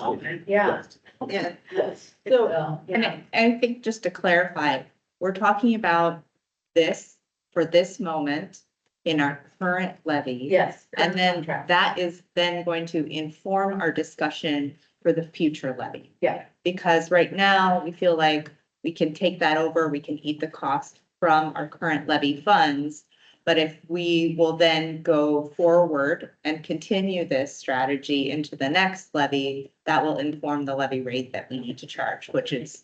So wouldn't your levy rate be higher in case if you're gonna be doing it completely, and if we're doing it something. Either higher or a shuffling. The overall, Yeah, so, and that's. remember how large the overall budget is relative to what we're talking about too, so we need to figure out whether that would impact, I'm so sorry, I have to go. Thank you so much Here. for having us. Yeah, and okay, Look well- forward to working with you all.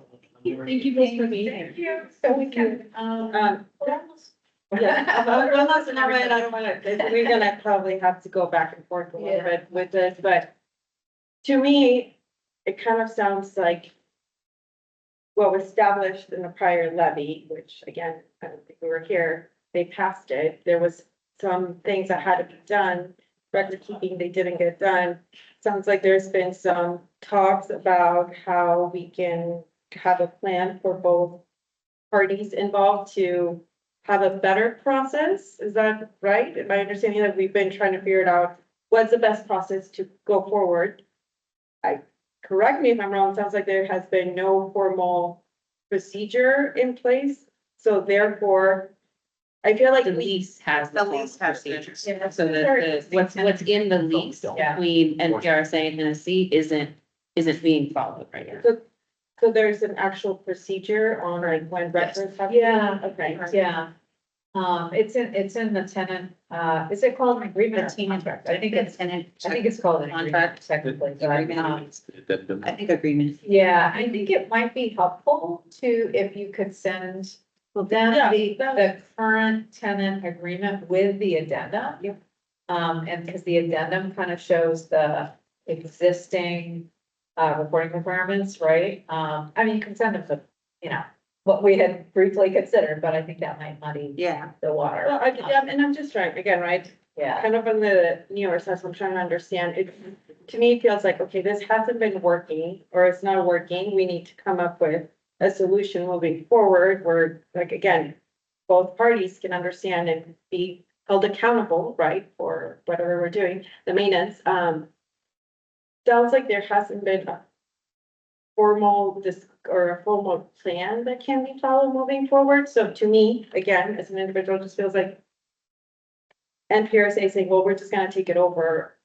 And it feels like we haven't really compromised in a way. And I'm just thinking cost efficiency again, right? As we're thinking, how can we best spend this tax money and benefit not Northshore Senior Center, not the NPRSA, but our community and our priorities. So I think I agree with Jack. I would like to see what you guys propose, you know.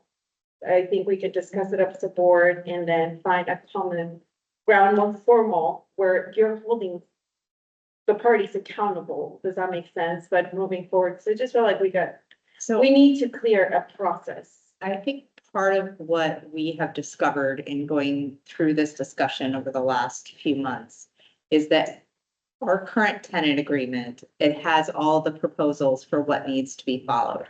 And our current tenant agreement, basically, the only recourse we have when they're not followed is, you know, like kicking you guys out, which is not something that we plan on doing. Right. So it doesn't leave us a whole lot of negotiation without changing that. So at our January meeting, we were trying to work on a strategy to make it simpler and more cost-effective for the senior center.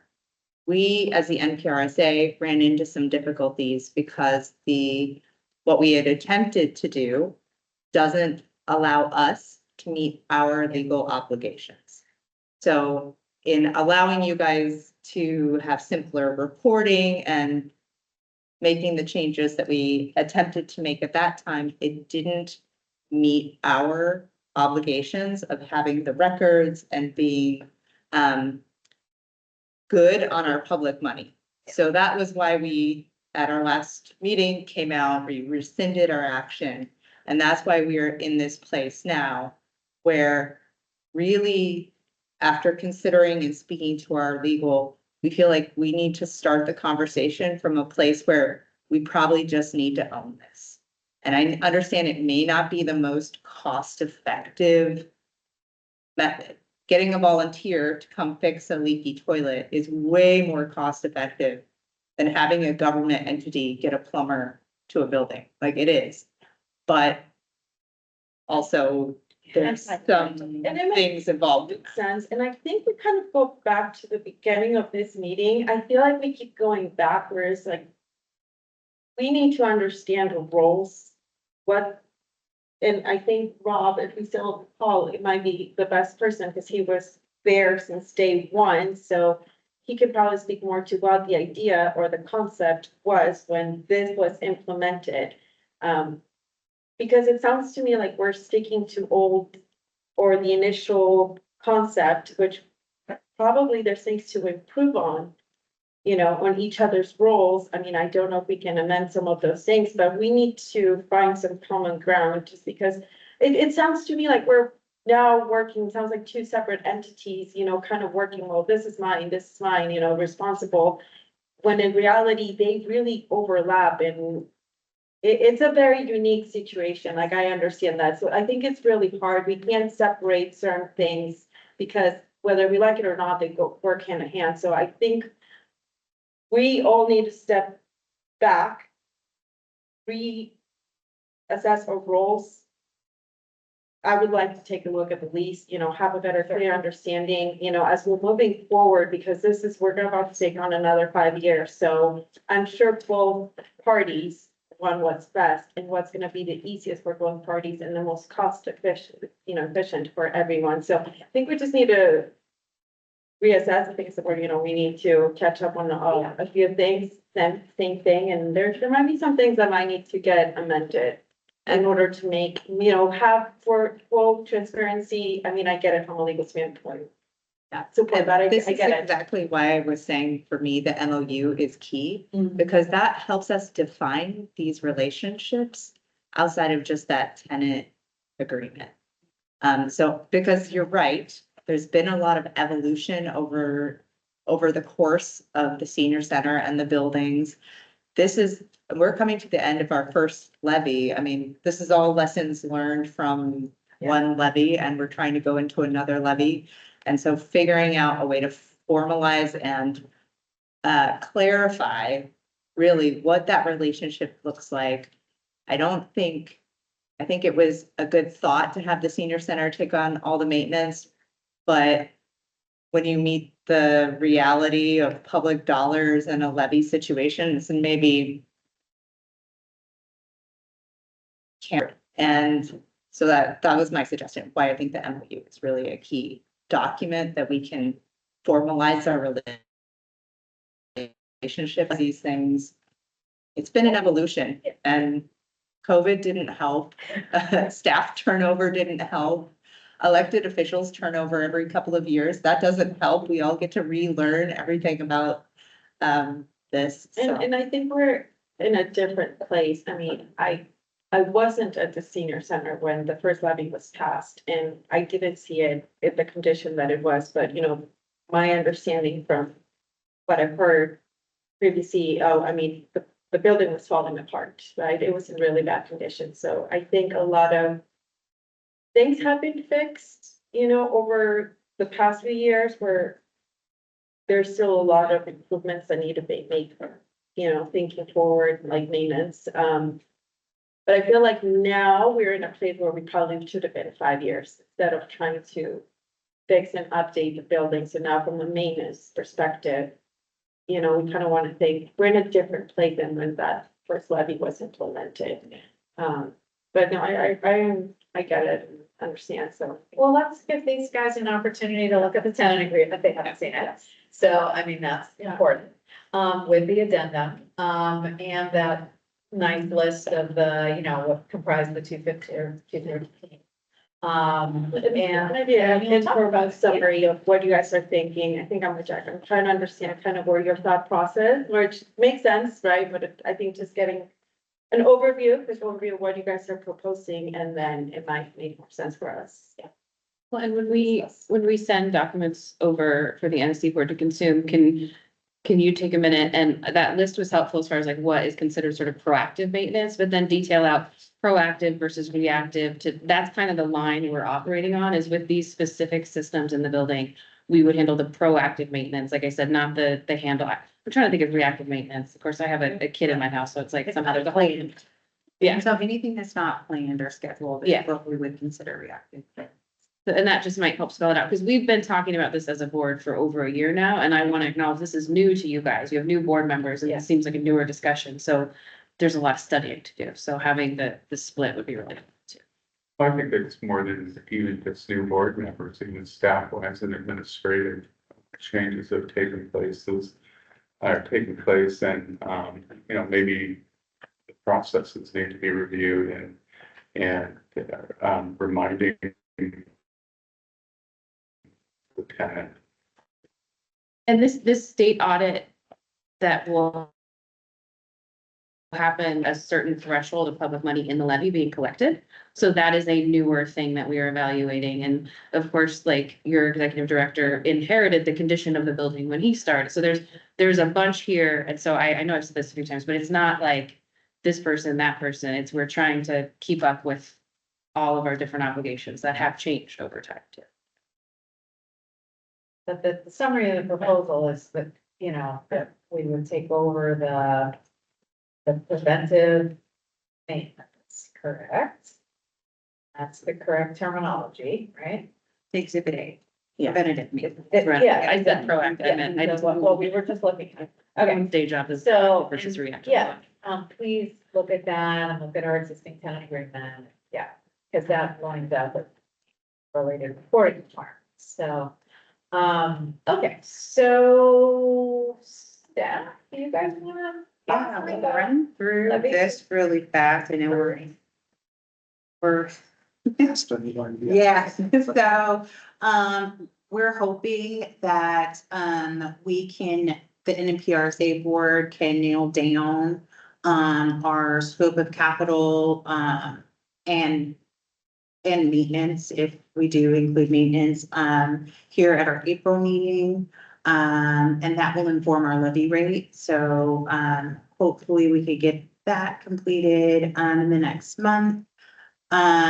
We then, after we have our levy rate approved, we need to start working, with our consultant for ballot language, ballot measure language, explanatory statement, and then also, our pros and con, appointments. And so those will need to be done there in August, and then the statements from the pro and con committees, due August 16th and August 21st. They're two different dates because we're in two different counties, so just, and then, information campaign, so update there. We are ending our advertisement for our levy consultant this Friday. And, just so we have one response, so hopefully we get more by Friday, but we at least have one.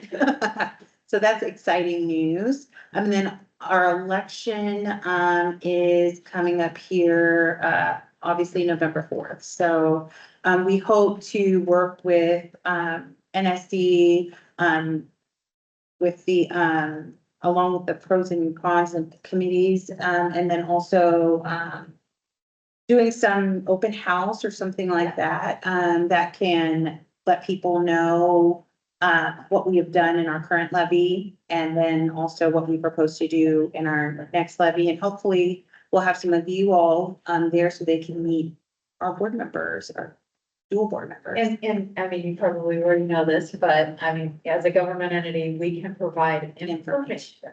We cannot do a campaign.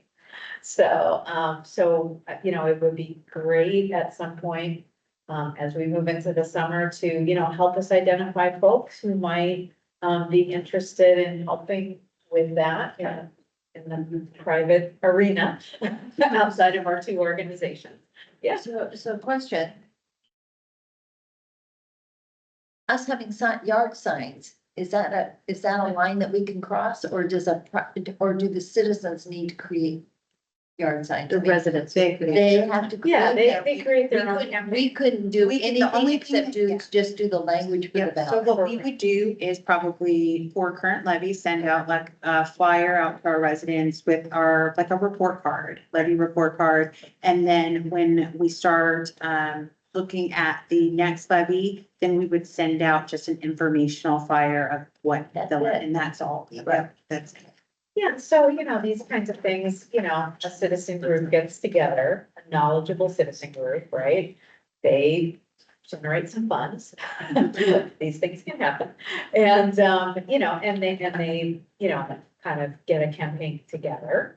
And it could be, there's some tag teaming that can happen, between a campaign and the entity, the government entity. But yeah, it's a little bit of a dance. And I think that I have heard a lot of reports about how active the senior center members were in the last levy. Yes. How, they really led the campaign to success. And so I know from our perspective, we're hoping that, again, we can count on a really active membership from the senior center to help us move this across the line. Because if the levy fails, we're gonna have to face some really hard choices about how the building's used. Yeah. We're not gonna talk.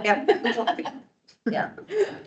There is tremendous and more support for the senior center. So, we just need to articulate what is needed. And yeah. Yeah, but when you both agree on that. We need, people to help us articulate that in the community. So, yeah. All right. Well, we went way over time. Thank you so much for hanging in there. And then we have some individual board issues to discuss as well. So, are we? Okay. Yeah. Unless there's other concerns. Thank you so much. And we'll look forward to hearing from you after we finish the materials and you get some rolling over, and I hope. We're gonna be talking a lot. I hope we didn't kind of just run roughshod, we want to give, it's hard when you're, kind of getting. I understand, and we thank you guys too for allowing us to clear up some of these allegations going on and also for the open dialogue. I know it's uncomfortable sometimes, but I appreciate it. It's good, it's good. Thanks for keeping us in the loop. It's really appreciated. And yeah, we Feel appreciate free to it. reach out if you need anything, but thank you. Thank you. Does anybody need? Yeah, just. We do have a few items we need to get through, so. And then we have a post-meeting meeting.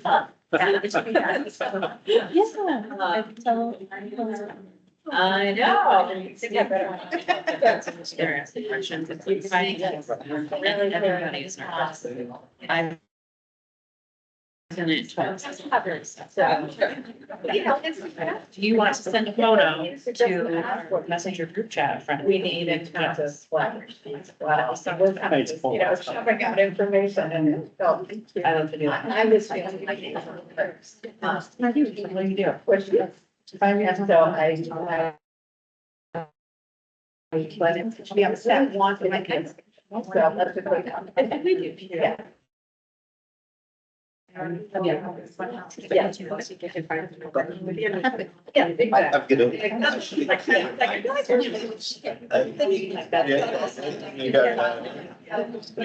I just, I love this part. The Japanese. I just have my, Roger.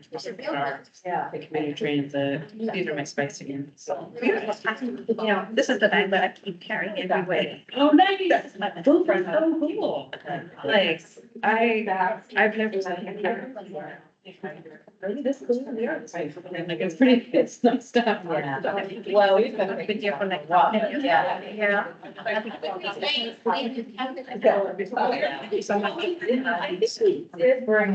I think we did present it at a previous meeting, but we're now getting. Yeah,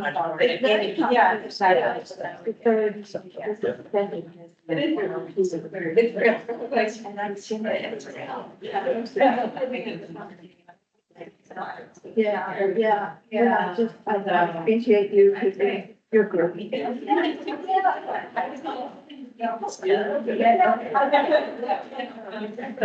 I felt her. I'll check out. Right, very good.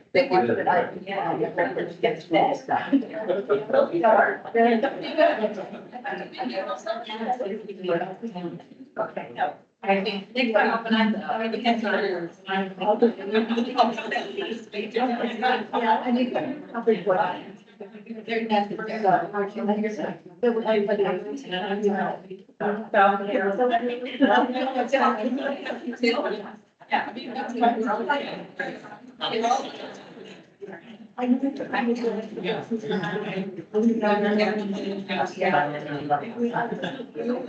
Skipping over the chocolate.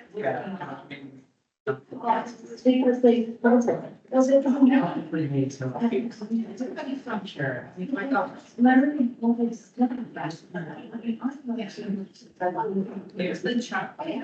Yeah. Oh, the thing. Yeah.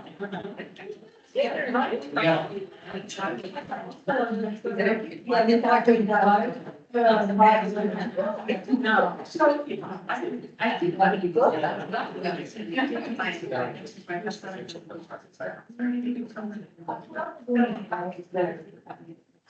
Yeah. Well, it's just very helpful. Yeah.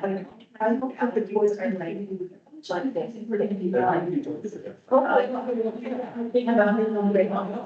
Again, since that's. That's the one who brings it to the You're right. The alternate should be pretty quick. I mean, not more than a half hour. Okay. Yeah. Okay. There's. Yeah, we should usually pass it. Seriously. Yeah. You all live on. Let's do it before. Yes. I'm gonna be back in Tuesday. Yeah. I'm thinking. I hope that she's gonna be back on that, so I'll wait for her, but otherwise. Let's get cracking. So who do we still, I cannot tell, I see Rod. We've still got Councilmember DeBowski, The other people are. the other member and members of the public. Oh, okay. I mean, that's fine, because, I didn't know if I should know who they are. No, we still have quorum. We're still good to go. Don't call me Ben, but call me Ben. Pardon me? I said, don't call me Ben, but call me Ben. Good day. All right, well, Becky and Christine and Barbara, thank you. I didn't think it'd go quite this long, so. It was not selfless because as you saw, we got stuff that's perishable that staff are gonna have to take home after the meeting and finish off. I can What think a of shame. no better burden. Things we do for this job. That's right.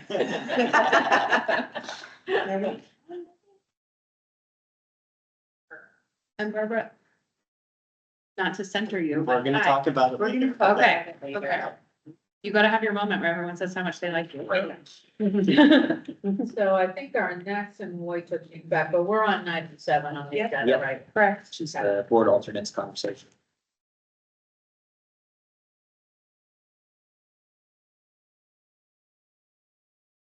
Just go.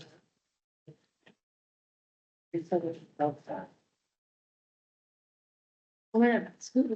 This is weird. No. I'm gonna go It's like, it's like perfect. You know, you gotta have. Well, Sarah and I just don't get along, obviously.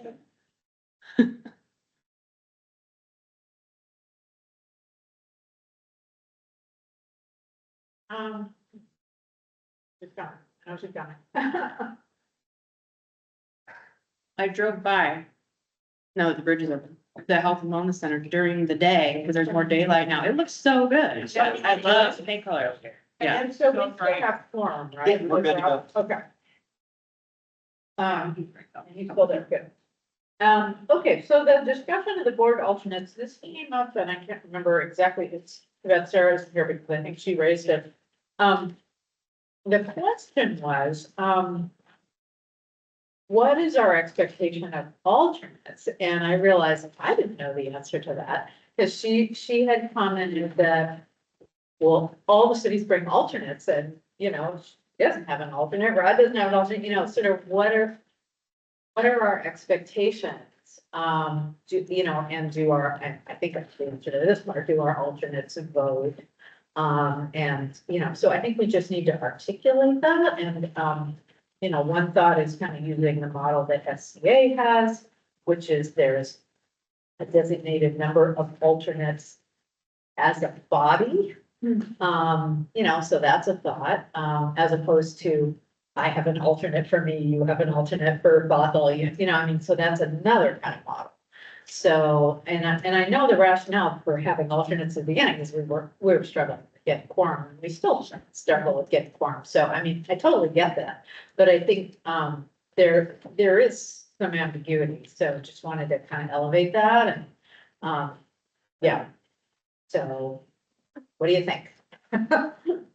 I don't love the idea of a pool of alternates, just because we're not, as a board, we represent NPRSA, but here we also, like, we've had prep calls with our city staff and with our council before to talk about things during our council meetings. So I would still want, like, I don't know that I could do a good job of representing like Woodinville or Kenmore. King County. Or, as a Snohomish County resident, that's terrible. alternatively, right, we could say, well, gosh, Sarah, that's a really good point. Do you want to designate an alternate that could come in your stead? I mean, yeah, we could do that. We could open that.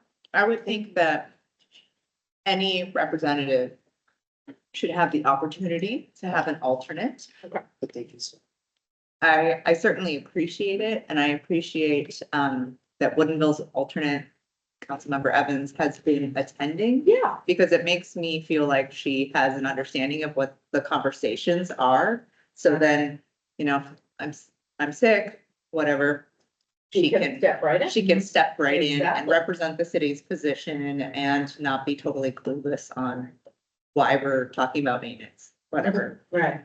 Yeah, I've appreciated that. Nathan's here. I don't think he's here today, but I mean, he's been fairly regular and I felt like, oh, well, if I couldn't make it, he could easily, you know, step in place. Rod, I'd be particularly, if you're there, particularly interested in your perspective, since I think this was coming from the county side, not having alternates. Whether that would be, you know, we could offer that. Yeah, so My question would be, in some of the organizations we're in, alternates can be staff or they can be other elected officials. And that would be my question for King County and for the Snohomish County representatives. Could they appoint a staff member as their alternate versus just having to find another county council? Right. Yeah. For- Councilmember Mead had expressed the desire to have it like a proxy, like a staff proxy. Who did? Councilmember Mead. Oh, okay. Cause it's a meeting that he clearly can't make it to on a regular basis. Right now, yes. So our bylaws specify, or it's either our bylaws or our ILA, don't remember which. Okay. But we have requirements for our board members to be able to vote and be a board member. You have to be an elected official from one of the member agencies. King County specifically, the council members are like named in the ILA. It's 3 and 6, I think. Well, because those are. Because of where they are. in the district, Exactly. right? But there's not anything that says we couldn't have a King County alternate the way that we have alternates for all the cities. But they would have to be an elected. Yes, But you can or also we could change those I bylaws. say we could Yes. change the bylaws, I mean, I think, because that would be, well, it wouldn't happen. So, Rod, would you be? He's on, I think. Oh, he's on, never mind. Well, I mean, I think there's general, that we could offer that, a staff, and then if they're interested, we could talk about changing the bylaws. Yeah, I I think mean, it are really- you guys okay with that? I can't think of any downside to Yeah. allowing a county representative sending a staff. I agree. I mean, it's better to have somebody than nobody, for sure. So, From the county here. Yeah, that's here. yeah, totally. So, yeah. Okay, so great. Do we have what we need for that? Yeah. Oh, I was gonna say, you mentioned can alternates vote. As an alternate, if my two folks are here, I don't vote. Yeah. And I think that's. You only you know, vote if you're yeah. needed as a vote. Yeah. And that's the SCA thing too. I mean, I go to meetings as an alternate, and then if I'm needed for a vote, I vote. Otherwise, yeah. I have a So, question, sorry, about input. So I know that that's come up in conversations where like alternates, have given input. We're good with that? I just want to make sure. I can take But that I out too. mean, do you feel like they shouldn't? So if I remember what Councilmember Perry was getting at, her concern was largely just that there's the potential, not necessarily that it's happening, for certain organizations within the NPRSA to sort of dominate the conversation. Yeah. Because if we have Councilmember Zorns, Councilmember Mankey, and Yeah. Councilmember Dodd, then we have 3 Bothell representatives who are all speaking. Part of that comes from just the way we run our meetings. We aren't really strict about, each person speaks once before people can start speaking the second time. I think it would be helpful to refresh ourselves too, because I actually didn't know that Bothell gets more representation by structure than the other cities. I mean, it just is, So that might be helpful to just revisit that and make sure we're all still good with that. I mean, it is based on population and So, yeah, I love Amanda's input. She's got keen insight. Yeah. I can understand, yeah, I can understand Sarah's concern that it gets a little lopsided. Yeah. King County is the only other body with two pieces of input too. Yeah. They have two representatives. If there's a, Yeah. yeah, right. So I don't know, I think it's kind of on you to judge on when it's overwhelming. When it's too much. Yeah. If Yeah, you're we can comfortable play with with that. We can play with that as, and I think it's, if you can kind of bring that back to Sarah, kind of where our conversation, because she was the one that brought it up. Okay, thank you so much. Or I mean, if you need me to connect with her, I can. Either Her staff is here. Oh.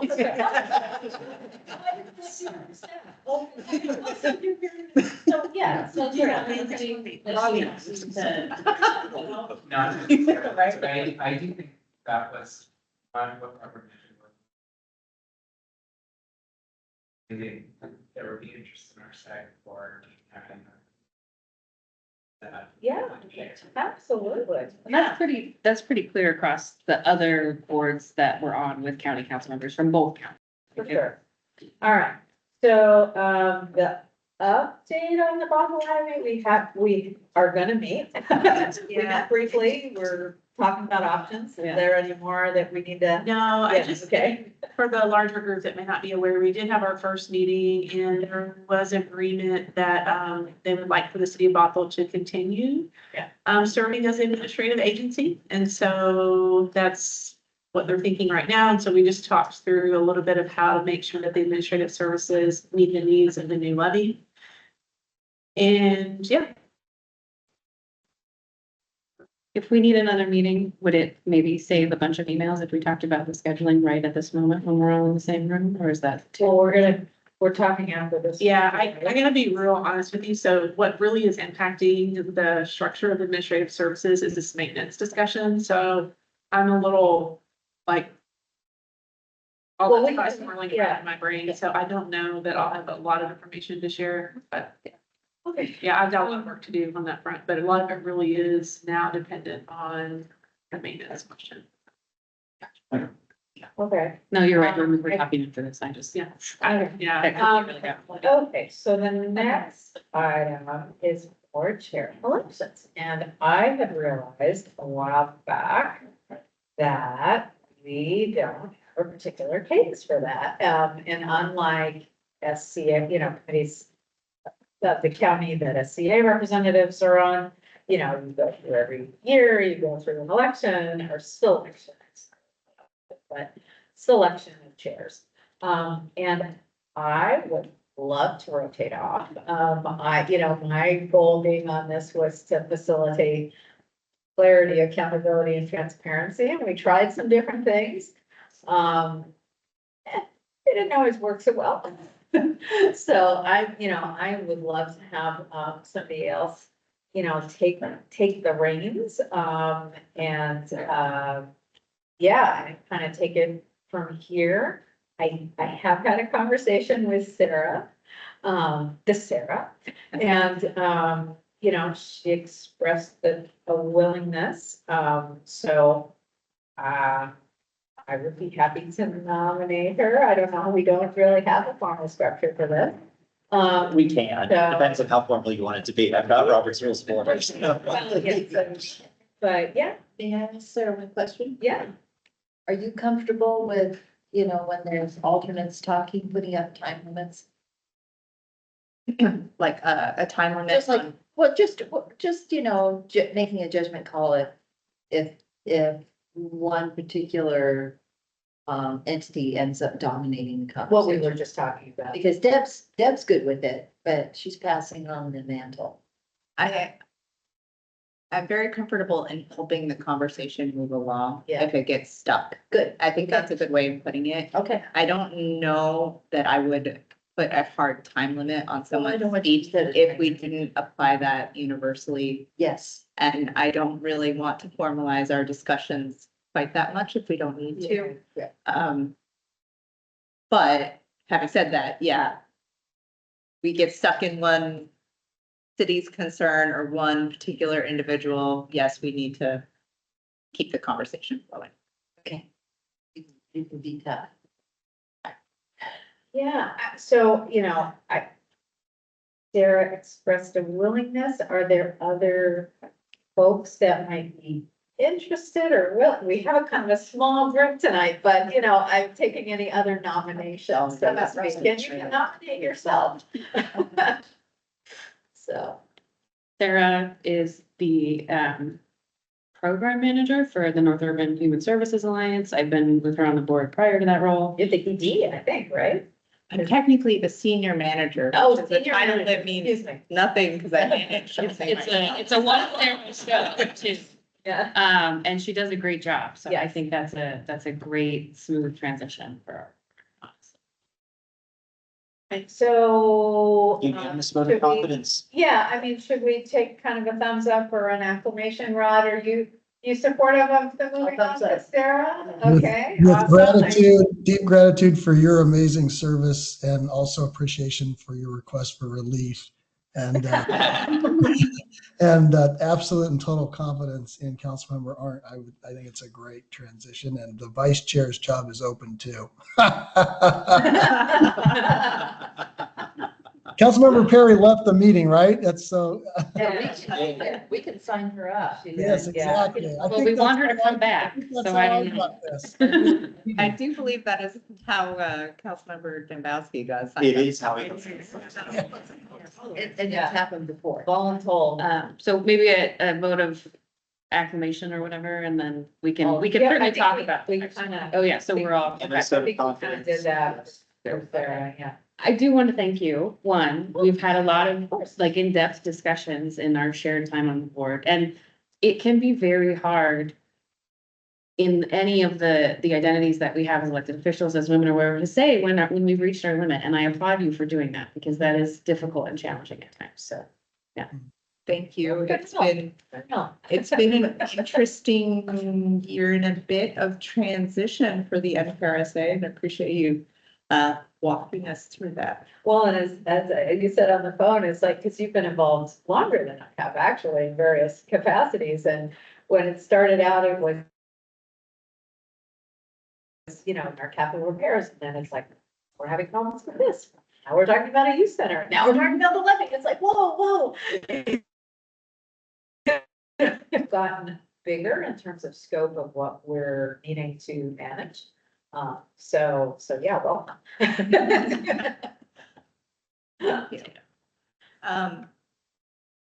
Since Councilmember Dembowski has expressed that the vice chair seat is open, is that a conversation that we would like to have at this point in time? You could. You could. We're missing a few people, but. Yeah, or Yeah. can we just put that off? I mean, I'm directing my question to the vice chair up there. Well, look, I'm happy to continue to serve. It's not a very demanding role, and be supportive. But if somebody wanted to step into leadership, I want to make really clear that I'd be happy to support that person. Yeah, I'm happy to serve the organization as best you see fit. So that we don't have to decide now. But if someone's there and wants to do it, I would be happy to nominate them.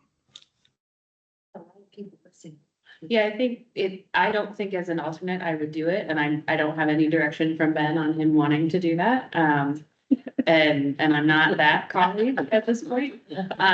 So, yeah, maybe we revisit when we, yeah. We'll revisit, Rod. And just to be clear, Rod has been incredibly supportive on my speed dial.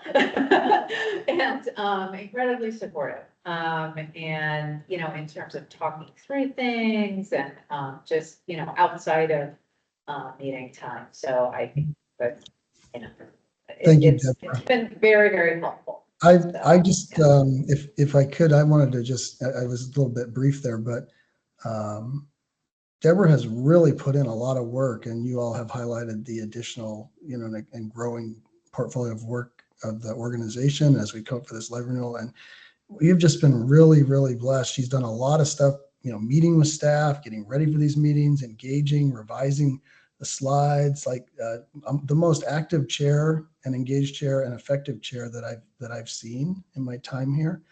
And it's really been impressive, and I've learned from her watching and growing,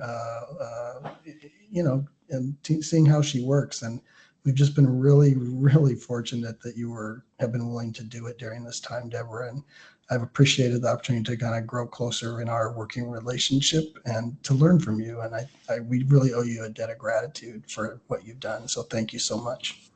Thank you. Very nice. All right, so where are we at? Financial statement. Is that, we have, I think we can throw that up on the screen, right? Is that the last item? Yep. Yeah. So this will be really quick.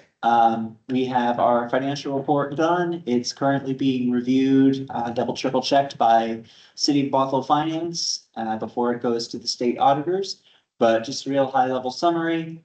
This is what our general fund cash flow looked like. We're ending the year with about 1.1 million in the general fund, which is great and slightly more than we thought was going to be there. So, woo, hooray.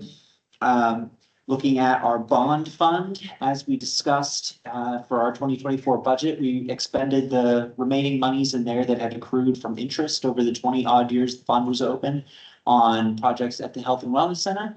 And we ended 2024 with $401.26 in there.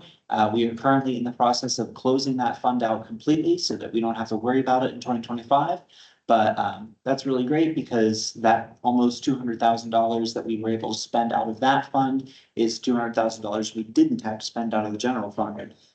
And then lastly, our grants fund that we opened specifically for the youth center study, we've spent about half the money in that so far. So we are at $163,924.49 remaining in that fund.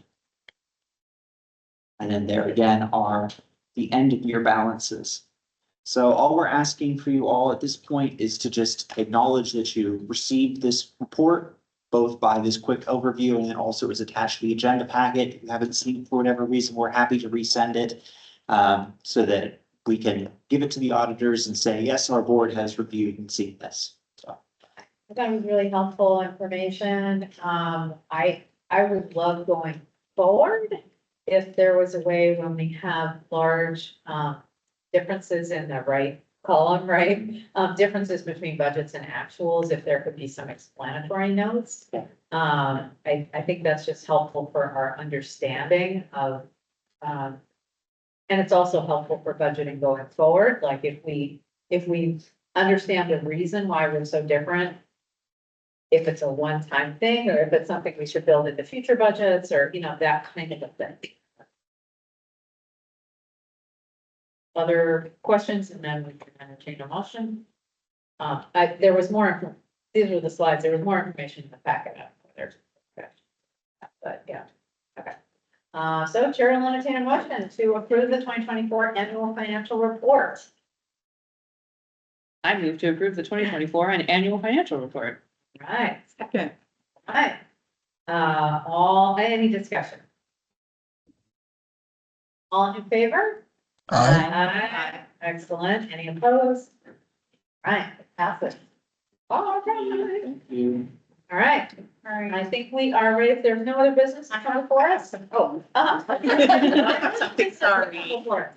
Just an announcement, Oh, yeah, that's future meeting. sorry. Yes, well, ahead of that, we are saying goodbye to our Barbara. What? Her last day is Friday. Oh, Yes, please, February. 50 seconds. Friday. In 2 days. So Barbara has found a new opportunity doing records, at another organization. So we will miss Barbara. yeah. Wow. Yeah. You want to say? Oh, really? I do just want to say a few words of thanks to Barbara. So, when the city of Bothell took over the administration, there was a lot of work to be done. It was ranging from pulling records out of, I think, someone's garage and marketing it. Yeah, you're underselling that. They were just in a box labeled Marty. I have no idea who Marty was. Don't know what Marty is, but he was just labeled Marty and it's like stuff had gotten into the box and it was disgusting. So like that was insane. Thank you, Barbara. So to take an organization that really didn't exist and to professionalize it and to help us put together processes and agreements and make sure we had a record system that, you know, met state law. It's just a really significant effort and we're gonna miss you so much. And we're excited for you, go to Snow County Finance Department, I believe. So you're not going too far, so. Congratulations. Yeah, thank you very much for everything. Can I just also want to express thanks to Barbara because she not only unpacked some rats and nests of records for the city, but even at the senior center, she did a great job kind of helping us impose order on some chaos. And also, you always were a great presence at the senior center. We loved having you there. And you've been supportive to me professionally as well too. So thank you so much. And if they're not nice to you, come back here. Yeah, I haven't worked with you as long as some people, but I hear nothing but great things. I even lamented in my last one-on-one with our city manager, Barbara's leaving. And Kyle was like, Barbara is amazing. He knows you from other jobs and stuff. And it's exactly what we hear from everyone. I know nobody loves praise like a public employee, so I'm sorry to take on you. As a Snohomish County resident, yay, for Barbara in a very, I mean, we're not gonna talk day to day, but you know, you're supposed to be there. Be a lot of public records requests. You know, I try not to. But yeah, thank you for all of your work and clearly leading a lot of really much needed transformation, in your role here. So thank you very much. And I wish you the very best of things in the future. Yeah, the treats. We didn't know, but we would have brought more. All right. Can I add my appreciation to Barbara as well? Really, I was there and I told my staffer, Elizabeth, I said, I don't like that NPRSA Board. It's going to get me in trouble one of these days because we're not staffing it right. We're not following the rules and it's going to be a problem. And so when you came, Barbara, you just fixed that. And it's just been a great relief.